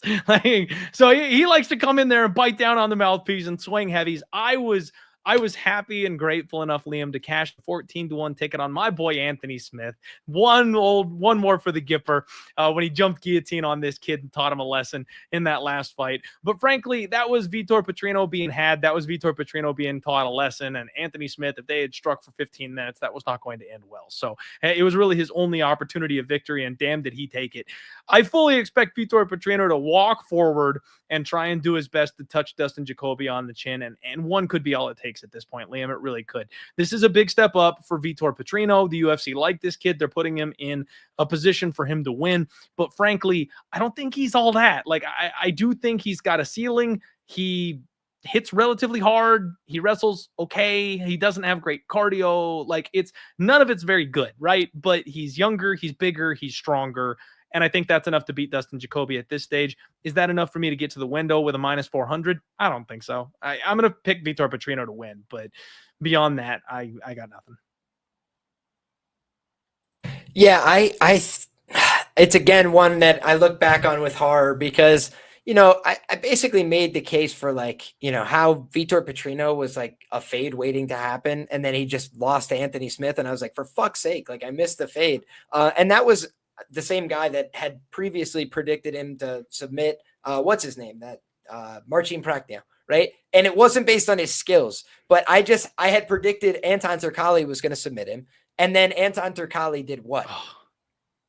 He got out physical. He was clearly the better grappler and just kept getting out physical. He's not a great athlete. He's not a UFC level athlete. So he got exposed. The pleasure, man, Liam. I missed the pleasure. I do too. He tried his best, but it just seems to me like a guy like Vitor Petrino, he got checked last time out. He got humbled a little bit, but he does seem like a better athlete than Dustin Jacoby and a guy that probably is more likely to mix it up, take it to the ground. If they just swing it out on the feet, Dustin Jacoby's a better kickboxer. There's no doubt in my mind about that, but he's also a guy that has routinely been hurt in these fights. And you even think back to the Iwan Cutelaba fight. He got dropped badly in that fight.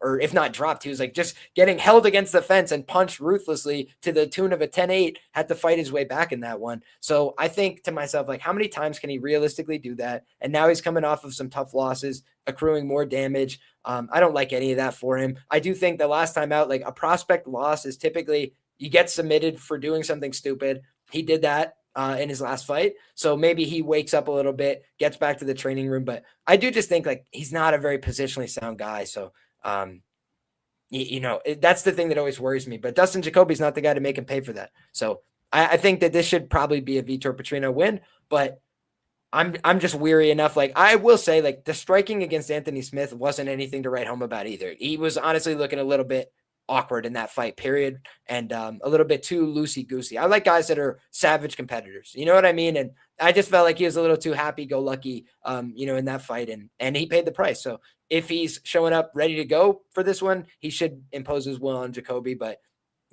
the last time out, he just looked a little too goofy for my liking. Okay. Sounds like a plan, Liam. You and me are on the same page here. Huevos MMA says Costa doesn't have power. And I agree, Huevos. I've been shouting that from the mountaintops ever since he got that big highlight reel KO. The UFC wanted to push that Costa has power. He's got no power, man. He's got muscles. He doesn't have any power. I think there's a very good argument to be made that we will find out the same thing about Vitor Petrino in the coming years. He might be able to knock out guys on the regional scene. Not so sure he's going to be doing it at the UFC level against tougher competition. So if you want to sell me on a Dustin Jacoby split decision with the old gloves, I could maybe get behind that just a little bit. Give me a 12-1 on that, and we'll take a look, man. I don't know if the number is going to be right for me to take the poke on it, but I could see this fight going the distance. I'll be honest with you. Next up, you've got Manel Kape, and he takes on Bruno, Bulldog, Silva. And Liam, I want the UFC to cut Manel Kape. And not because I'm not a fan. Not because I think he sucks. But because I've lost too much money on Manel Kape futures. Last week I had to watch Alexandre Pantoja go out there and submit a guy in the second round, slicing through him so easily. And I should have made piles on it because I have Muhammad Mokaev to be champion at the end of 2024 at 10-1. And I have Manel Kape to be champion at the end of 2024 at 14-1. And the UFC put the two of them in a number one contenders fight, Liam. And I was supposed to have either one, don't care which, trying to take their shot at Pantoja last week. And then easily could have hedged out on the other side and made free money. And somehow I found a way to lose both those fucking tickets. So now here we are. I have to talk about Manel Kape again, and it just leaves a dirty taste in my mouth. Manel Kape plays with his food too much, you guys. I've said that since he got here. He lost his UFC debut because he fucked around. He lost a split decision to Mateus Nicolau instead of knocking him out because he fucked around. He lost to Mokaev, of all people, because he just didn't throw enough. Like, the guy has done this time and time and time again. You get good Manel Kape and you get bad Manel Kape, a lot like Michael Johnson. And it just depends on who shows up on the night. On the good night, he will throw a flying knee, rock his opponent, and then grab a guillotine and stick his tongue out at the camera for the perfect highlight reel viral video. And then on a bad night, he sits back and he looks like Anthony Smith deer in the headlights, throwing a jab out there way out of range, saying something weird about you attacked my family because he doesn't want to fight. Like, Manel Kape some nights just does not engage, and you never know which one you're going to get. So he's always a big favorite because you've got to pay for the upside, but he doesn't necessarily fight with the upside for you. And I'm tired of getting burned by the guy. And Bruno Silva's getting a big jump up in competition here. 14-5-2, 34 years old. He did leave Fight Ready, and now I believe he's training out of ATT, actually. So he's switching gyms, and I like what Fight Ready was able to do for some people, but ATT is another one of these teams right now that seems to have a little bit more juice than some of the others. So I'm expecting that you might get some power from Bruno Silva, and he really showed that against Cody Durden in his last fight. This is a guy who has struggled with steps up in competition. Lost to Tagir Ulanbekov, lost to David Dvorak. He's a karate-style striker, very reminiscent of Henry Cejudo, likes to blitz, like to explode into range. He's got powerful hands. He does have knockout power. He is a BJJ black belt. He's on a 4-fight win streak. All 4 of those are by finish. So he's looking very, very, very good right now. But this is a different universe from Cody Durden and JP Buys. Like, Manel Kape is a different level of opposition. I think if Bruno Silva fights the perfect fight and he's on, he can win this fight. If Manel Kape comes to fight and make a statement and really wants to be the next title challenger, because frankly, there isn't one in this weight class right now. They're trying to pull Demetrius Johnson out of retirement because Pantoja has cleaned the weight class out so much. Guys, Manel Kape was supposed to be the guy to fight Pantoja. There's a storyline. It's been written. The UFC has literally match-made him to give him the opportunity to fight for that fucking title, which is why I bet on him in the futures market. And he fumbled the bag every damn. This is the moment. Liam, he should win this fight. He should be the next guy in line. He should be the number one contender. I fully expect Manel Kape to be the guy Pantoja defends his title against next. Minus 345 is a stupid number, but I think he's going to win this fight. I can't push back on that too much. The only thing I got to say is like, let's just objectively look at his run through the UFC. Beat Felipe dos Santos. That's a win that'll age fine, I think. David Dvorak, common opponent. He did well against him. But honestly, I think David Dvorak has just been downward trend, over recent time. And I thought Tatsuro Taira was going to run through him, and they canceled that booking for whatever reason. I think he pulled out of that fight. So you look back, Zhalgas Zhumagulov knocked him out in the first round. That's a great win, right? In terms of most guys don't finish Zhalgas, but ultimately Zhalgas is a pretty undersized guy, not the most violent, dangerous guy. He kind of needs to hold on to you, make it a dog fight, grind you out. And you look at the Ode Osborne fight, another fight that kind of started off weird, and Ode was having a lot of success, and then he just kneed him in the face. Cool win, showed out there. Lost a split decision to Matheus Nicolau. I'll just let you know, I bet Nicolau that night. That's one of those ones where you're clenched the whole time. And, that was pretty early in my betting stuff, right? I looked at that spot and I was just like, Kape doesn't do that much, right? If you're going to like circle around the outside and make it hard for him to get a hold of you, he's not going to like track you down super aggressive. Like he tends to just be pretty passive and kind of let the fight come to him. So in that kind of fight, it's going to be close margins, right? And if it's close margins, I just wanted the underdog. That was my whole thought process. Now, knowing what I know about Matheus Nicolau's chin, it's remarkable that he made it to the end of that 15 minutes. You know what I'm saying? But again, it just speaks to Kape not capitalizing. Like the guy then he has 2 rematches booked with Matheus Nicolau. And what does he do with them? Right? Which, by the way, you're absolutely spot on. The UFC has been like, hey, dude, please just put this through the uprights and get us, a title opportunity from you. And he can't do it. Like, it's like he goes out there against Makhachev. They clearly don't like Makhachev. How do we know? They fired him right after the fight and he won. So you look at the fight and it's like, okay, what happened there? He did nothing, right? And just let the fight kind of pass him by. Makhachev did nothing too, but okay, fight's over. Got to raise somebody's hand. Give it to this guy. Tough sledding, right? Then you look at the fight where, again, they book him against Nicolau. He misses weight the first time. Okay, let's rebook it, they say. And then he withdraws. It's like, dude, what's the matter with you? Like they keep trying to set him up for success and he keeps floundering it. And on the other side, Bruno Silva, in my view, that fought David Dvorak, that guy's like dead and gone. Like he doesn't even look like that guy anymore. And that's one thing that's concerning about the Durden fight is like Durden was having a lot of success with him in different positions, mixing it up, just the physicality, the athleticism. He was kind of just showing a little bit of the age of Bruno Silva. But you also see he's very opportunistic and tactical. And Cody Durden, the one thing you could say pro or con, like he's going to go out there and do shit. He's going to attempt to offense. He's going to go out there and try and impose his skill set. Sometimes he has it, sometimes he doesn't, but he's always going to go out there and try and push that pace. And Manel's not going to do that, right? He's almost going to let you have like a much more comfortable fight. So I could see a world in which Manel Kape knocks him out, puts him on a highlight reel, fighting for the title. But I could also see another frustrating, split decision loss. And that would be 4-4 in the UFC for Manel Kape, where he goes out there and just lets fights pass him by. So for me, he's the kind of guy that I do worry about in a parlay type scenario because of what we've seen from him, right? Like fights that he could easily win, just lets him slip through his fingertips. Hopefully at this point in his life, he needs to have the maturity to go out there and just close the show, be aggressive, be assertive from the beginning, use your skills because you only have 15 minutes, right? It's like these aren't long fights. You got to go out there and do your thing right now or the opportunity is going to pass you by. Yep. You've got a short window as an athlete. You've got a shorter window as a MMA fighter, to quote Dana White. And I think that Manel Kape is letting a lot of his prime slide, man.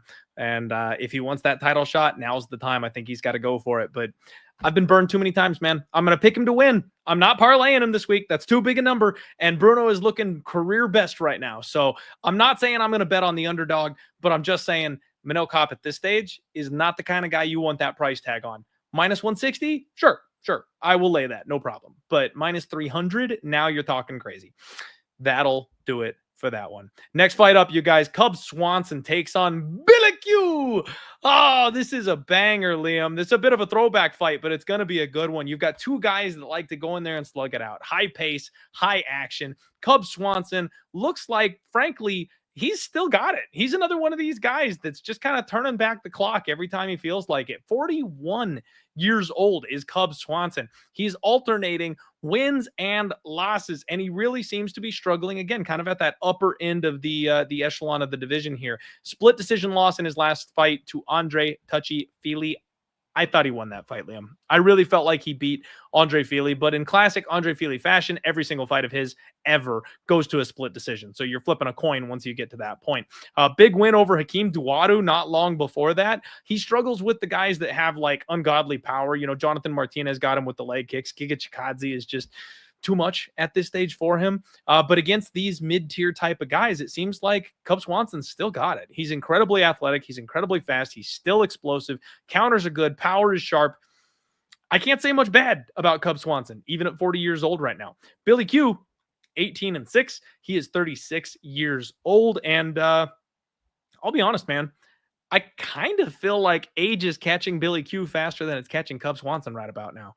Billy Q is just 2-4 in his last 6 fights.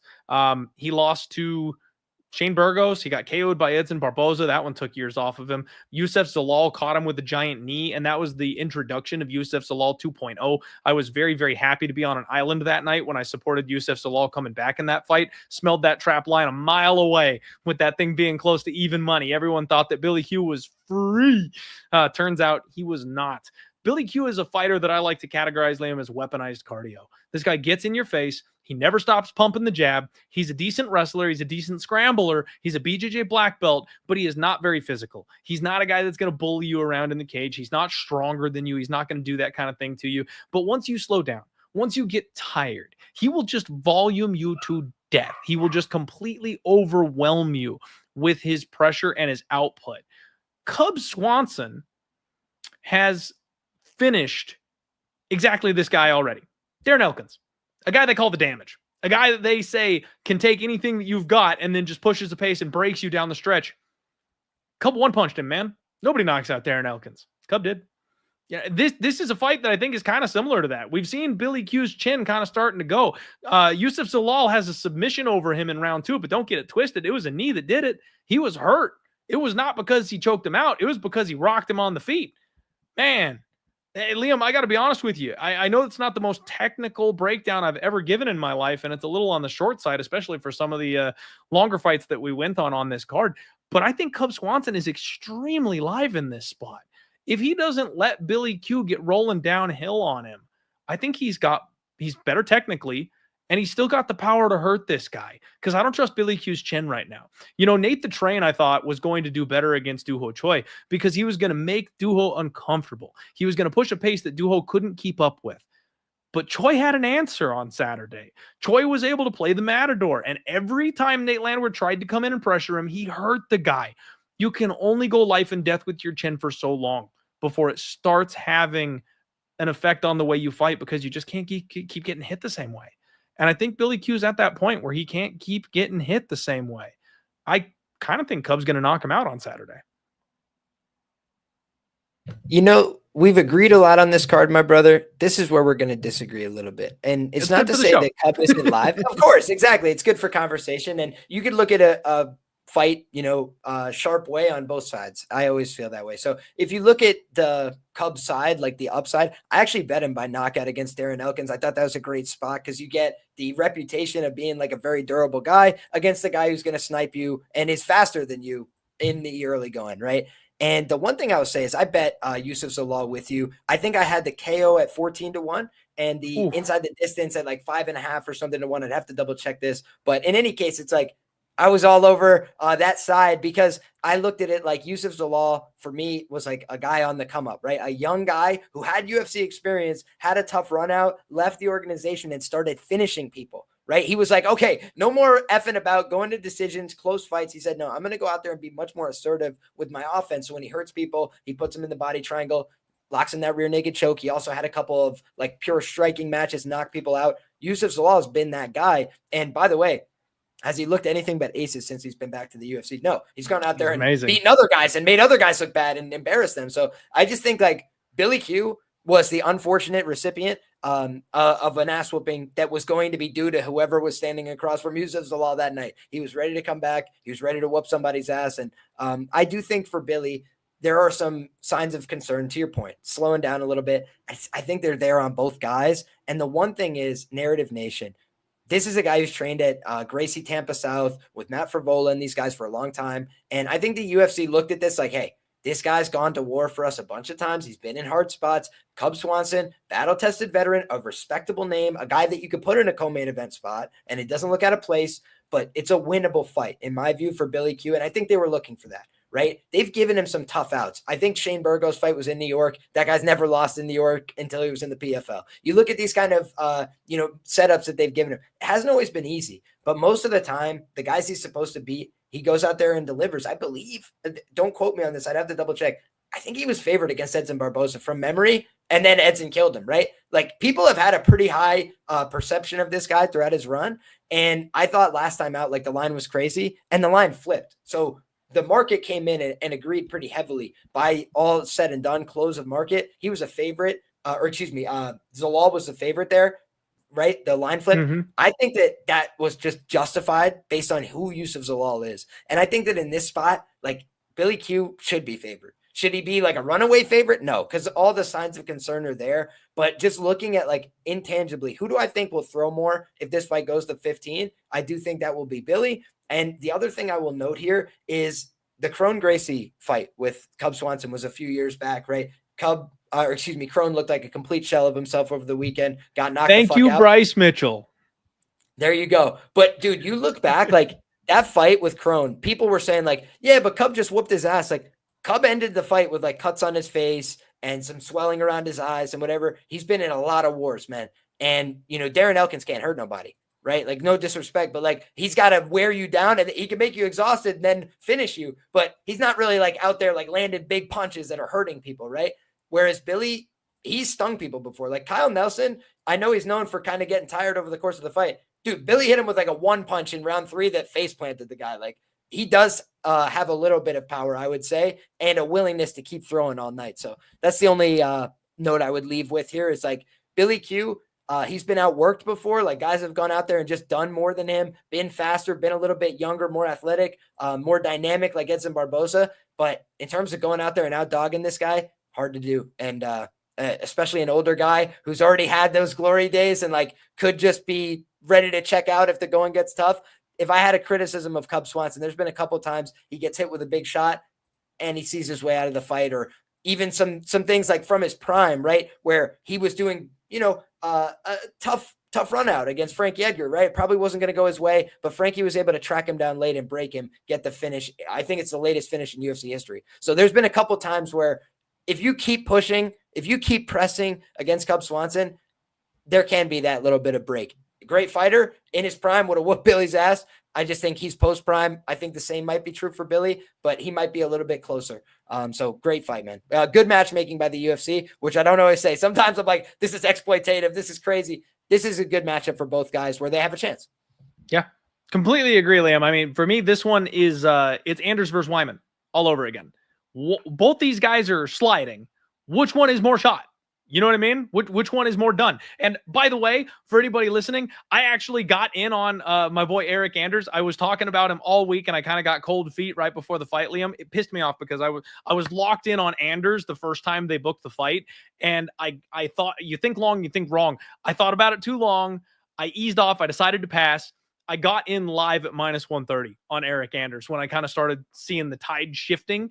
And by the time I was going to tweet out that I was making a live bet, he was -800. So it's not on the official record. I'm not giving myself credit for it because I couldn't get it out there for the people. If anybody was interested in trying to tail my insane action, that's just how I keep myself accountable on the record. But I did actually get money down on Eric Anders. But that's what this fight feels like to me. One of these guys could be shot overnight. One of these guys could be just done coming into this fight. And we're not going to know until that cage door shuts. So I kind of think that I'm not expecting Cub Swanson to outdog Billy Q, Liam. I think Cub is going to catch him early and hurt him. And that's where this comes from. If this fight gets extended, it's Billy Q all day. It's Billy Q round 2, round 3. It's Cub round 1. That's kind of how I'm looking at it. I think Cub's going to knock him out. We'll see what happens. It depends on who's got what left in the tank. All right, guys, thank you all so much for being here on this podcast. We've already gone for 2 hours and 17 minutes. This is the Die Hard MMA podcast. If you're here, it's because you're a diehard, you like to talk fights, and you're enjoying every second of it. You're not looking for quick picks or any bullshit like that. Get out of here with that shit. Actually, I love that kind of short form content. It's just not what we do. I'm joined by Liam Picks Fights, one of the best guys in the game, one of the most positive people in the game, and also one of the sharpest minds in the game. So make sure you're supporting him. Let's talk about this main event. We have got Joaquin Buckley, and he's taking on Colby Chaos Covington. And in what is just a crazy, drastic turn of events, Liam, Colby is a plus 200 underdog this weekend, you guys. Colby hasn't been that big of an underdog in, God, I don't even know how long, Liam. I would have to do a little bit more research. I would guess Marty 2. Was Usman 2, whatever you want to call it. He was definitely, he was like plus 275, either the first or second time they fought, for sure. Okay, I remember telling my brother it was a good bet and then being very wrong about it, but there you go. That'll do it. That'll make you remember. Yeah, you're right. He was plus 250 that night. Okay, so I guess it hasn't been that long. But frankly, Colby Covington has only fought either total bums or the elite of the division for the last 10 years. Like, that's all the guy has done. He's been one of the elites. He's number 3 in this weight class, arguably number 2 in this weight class. I bet Colby against Usman. I thought he was going to be the one to get it done. But he's a little on the undersized side of things for 170 pounds. He's got cardio for days. He's an incredible wrestler. But he just looked like a shell of himself, man, against Leon Edwards. Like, Leon did a good job of making this guy not feel comfortable on his feet. And with wrestling, you know better than I do, you got to be able to go forward.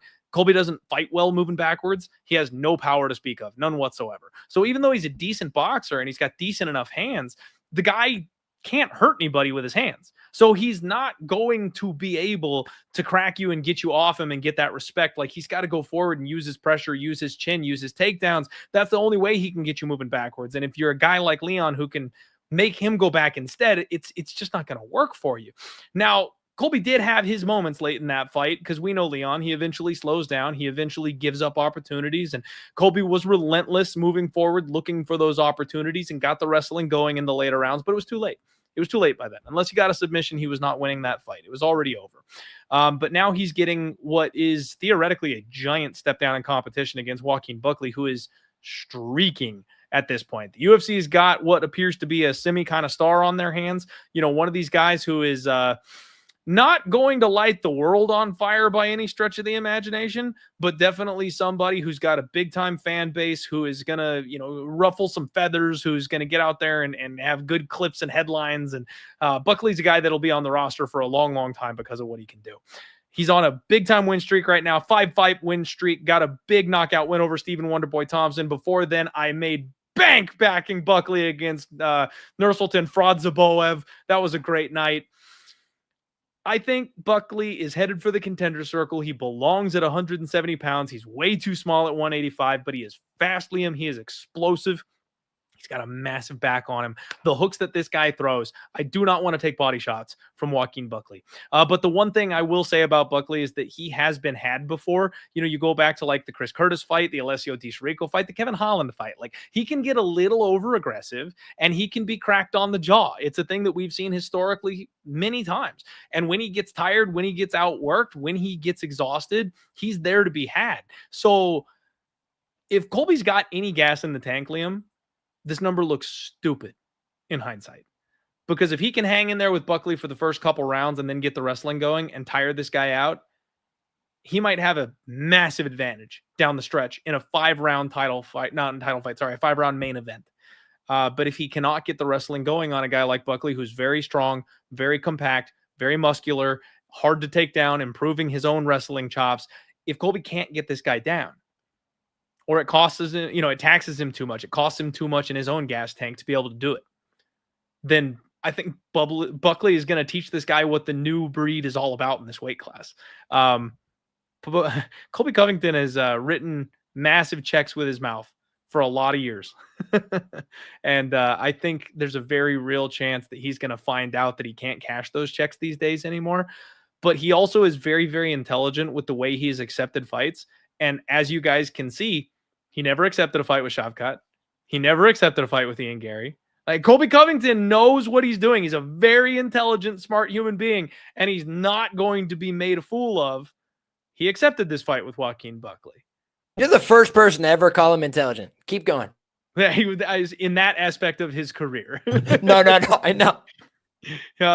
So man, I do think that Colby sees a path to victory in this fight. And that is the one thing that kind of gives me a little bit of hesitation from just being like, Buckley's going to knock his head off. I'm like, well, Colby accepted the fight. So he thinks it's a fight he can win. And I don't know that, busted, washed Colby against the best two fighters this weight class has ever seen is really the version of Colby that we're going to get on Saturday. I'm very curious to see what kind of shape he comes in. If his knees are still working, if his back is still working, if his body is okay, I think he could make this fight very competitive, Liam. I'm this close. I'll pick Buckley. I will pick Buckley. I hate the price tag. It's dog or pass for me. Joaquin Buckley is not somebody that you can trust at this type of a price. And I know that Colby Covington, you guys, only has one KO victory in the last 10 years in his professional MMA career. And that was because Tyrone Woodley was so busted that his rib popped out of place. But your boy might just be crazy enough to sprinkle Colby Covington round 4 and round 5 TKO because those numbers are going to be astronomical on Saturday. And if Buckley gets tired, I've seen him KO'd in the past. And if Colby gets on top of him, he will let him have it and try to make a statement. So I will look to find a way to find some enormous props for shits and giggles on the last card of the year. Colby Covington, round 5 KO will feed my family for Christmas, baby, if he can pull it off. But I will say Buckley wins the fight. Yeah, I'm going to agree with you on this one, man. In terms of the pick for me is Buckley. And I'll talk about why. I will address first, though. I think Colby's a intelligent guy about managing his career, right? And I do think he's the second person to call him intelligent. Well, I'm trying to back you up on that, right? Like, I'm not saying, the guy is Nostradamus or something, but no, I'm with you. I'm with you. Career manager. And you look at a guy like this, I say to myself, like, is Colby out here because he wants to win and get back to another title opportunity? Or does he want to like reload the poker chips and like go hang out in South Florida as a retired man? And honestly, I can't come up with an answer, right? He's 36 in a hook. I can tell you wrestling doesn't get easier as you get older. It gets much harder. And we've seen good wrestlers like Usman and these guys just like, let's box now. Let's figure out that shit instead because I ain't doing that no more. And then you look at the fights that he's had against other good wrestlers, kind of haven't gone his way, right? He got out-wrestled by the British. No excuses, no ifs, ands, or buts, man. Leon Edwards out-wrestled him, period. Not good. Then you look at the fact that, he goes out there against Usman. He just knew, like, this guy's a better wrestler than me. He didn't even try. It was like, I'm not even going to attempt it because he's too strong and too physical. And so for the most part, he was like, let's stand up kickboxing. To your point, Clint, he doesn't hurt many people. He doesn't get their respect very much on the feet. And I don't think Buckley's going to respect him on the feet, which means Colby does have a chance to do the funniest thing ever, right? If Alessio Di Chirico can just come up with a high kick, like Colby Covington does sometimes throw that 1-2 high kick. If he has any mobility left in his hips, right, that would be a combination I would be trying to coach him to do in this fight. If you had to criticize Buckley, sometimes more offense than defense, a little bit of a risk taker. His defense certainly designed more for boxing than for kickboxing. So you could, kind of get inside on him with some of these kicks, come up to the side of the guard with some of these kicks, but he does typically keep a pretty high shell and bounce some stuff off his shoulders. If you've looked at the man from behind, just look at his shoulders, like he's an extremely wide dude. And the other fight that comes to mind for me is Albert Duraev. That was his teammate, a guy that took him down routinely in the training room. So he was like, yeah, let me get Buckley in the cage. And then they got in there and Buckley stuffed all his takedowns and beat the absolute shit out of him. And broke real his face. Quick that night. And dude, you just look at that and you say to yourself, okay, Colby, his wrestling's been getting worse over time, not better. And I think that he has a chance to go out there and out wrestle him. But if he's not, he's stuck on the feet with a guy that's going to hit him really hard. And like Kamaru Usman did everything but knock his head off, right? Like he hurt him really bad in that fight. Colby was hanging on. I did think it was a little bit of a weird stoppage relative to some of the other ones we see. But frankly, if you give Kamaru like 10 more seconds there, he might have stopped him cleanly anyway. Like he was just going off on him and Colby was in scramble mode, desperation in that fight. And then he kind of just played it a little more conservative the next time out. And that's what he's been doing a lot of lately. He got buzzed by Masvidal. He's just been holding on to guys, trying to put him in that leg ride. hats off to him, right? But again, older guys, age contemporaries. Buckley seems to me like a guy who's highly motivated. He does seem to me like a guy who's gotten way better. I will just tell you guys, he's been doing his work at B Team. He's been doing these things where he's cross-training with people. And that seems like a guy who's really actively trying to get better. And his reputation used to be, can't have him in the gym, hard to be around. He had a beef with James Krause before. That was a guy that had to be buried in memory hold. And you look back and it's like, Buckley's reputation wasn't so good. And now it seems like more people are willing to like have him in their training facilities and stuff like that. Sign of maturity, a sign of a guy who's kind of coming along in his career. And people have always seen the talent. He's a guy that goes out there, lands hard shots against most opponents. So I think that this is the kind of fight where, unless Colby Covington shows up looking spry, he's going to have a really hard time in my view. So the price is prohibitive for a guy that is probably the worst grappler wrestler on paper by a margin. Colby has a black belt in Brazilian Jiu-Jitsu as well, but I don't think he has the physicality to get this guy to the ground consistently enough to win the fight. So unless he's going to hit him with that high kick or, to your point, gas him out in rounds 4 and 5, kind of drag him into deep water, I just don't know what to expect. And honestly, I thought Colby just looked too accepting of defeat in some of these recent fights, like kind of just a guy that knows like, hey, I got to go out there, put on the entertainment. He was booed out of the building against Leon Edwards in front of his fans. So that's just my sign that maybe the show's over. Yeah, I'm with you there, Liam. I really am. It just, man, I wanted him to fight Ian Gary because the world hating Ian wanted him to fight Ian Gary. I said Ian Gary would put him in the hospital, and I stand by it. Bro, it would have been, and unfortunately now that Ian Gary went to a very competitive decision with Shavkat, everybody knows that. Like, it was the best spot ever. We could have made generational wealth on Ian Gary when he was a minus 130 favorite over Trump's favorite fighter. Like, it would have just been so beautiful to hammer Ian Gary at very short chalk in that spot and then sit back and relax as that fight played out. It would have been amazing. So I'm very upset that that's not going to go our way for us. But this feels to me like also just kind of a different level of competition. Buckley is not the same thing as Ian Gary, in my opinion. Now, him being able to fight at 185 pounds is something Colby could never do. Colby could fight at 155 sooner than he could fight at 185 pounds. So I do think there's a size and a strength discrepancy here in this spot. It's going to come down to what Colby's got left in the tank and how much punishment he's willing to take. Because if he can survive in some early sketchy rounds and just chip away at Buckley, I think he could win rounds 3, 4, and 5 wrestling, and I think he could potentially finish a tired and gassed out Buckley, but that is the long road. That is the hard road. I'm fully expecting Buckley to hurt this guy on the feet. So I think it's Buckley. I'm just going to watch this one closely and maybe plan to kind of jump in live on it. The one thing I will say is kind of similarly to last week's event. I'm curious what they're going to give me as far as a total is concerned, because I think overs make some sense here. Colby's never been a guy to give up. He's never been a guy who's been accepting of getting dominated or just getting wrecked out there. So I do think that he will fight for your money and he will hang around as long as he possibly can. Oh, it's at 4.5. Never mind. If it was sitting at like a 2.5 or a 3.5 with people expecting Buckley to go out there and finish, I'd be looking over. But at 4.5, even money for it to go the distance, never mind. That's not nearly as intriguing to me. I expect it to go deeper though, Liam. I would see this fight going round 4, round 5, maybe all the way.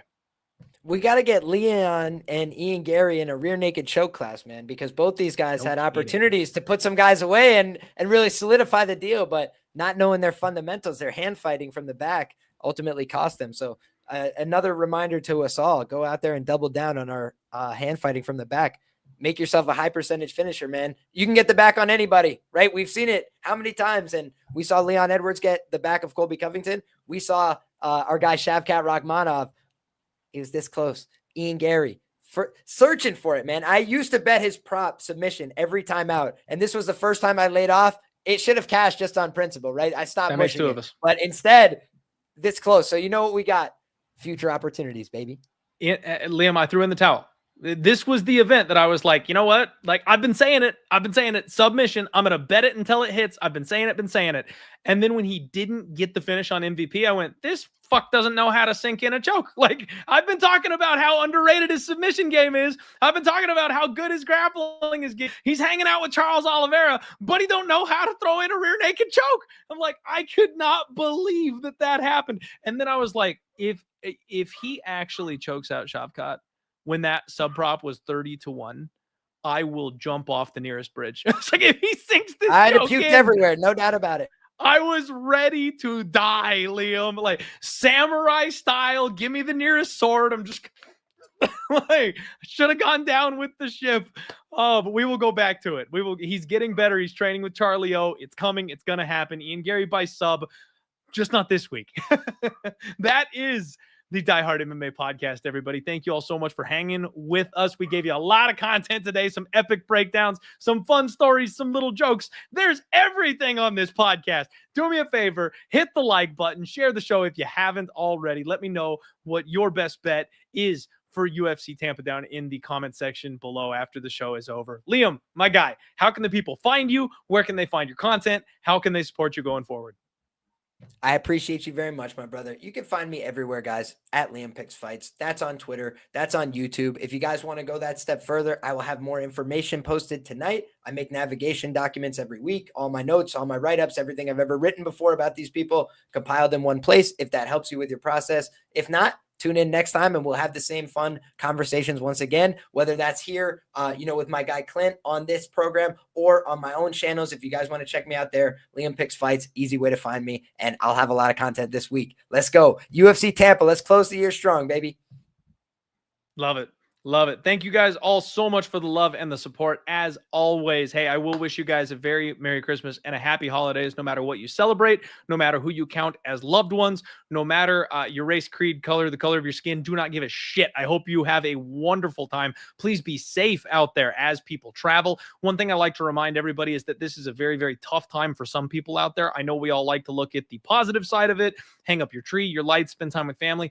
Some people have lost their friends and family. Some people are missing. Some people have a hole in their heart around this time of year. So just do your best to be the light in everybody else's life. I promise you that when you start doing that, people will do it in return. If you go out there with a positive attitude, you be the thing that you're looking for in your own life, you're going to find people doing the same thing. So be positive, be kind, and people will do it in turn for you. We can all be happier and get through all this, because sometimes, guys, the world's a shitty place to live in. We can make it better for ourselves. We can make it better for each other. One last thing I want to leave it on for you guys here is I will be finishing out my contract here with the Home of Fight by the end of the year. Unfortunately, they're going a different direction, so we will not be renewing, and I will be on my own to start the next year. I ask that you please go to subscribe on my own YouTube channel. I have not used it in 6 years, Liam. I haven't not had a sponsor since I started the damn podcast. So this is new territory for me, and I'm hoping a lot of you guys will stick with me. I'm hoping you'll find my my show and keep the good times rolling, and we can build something special and new.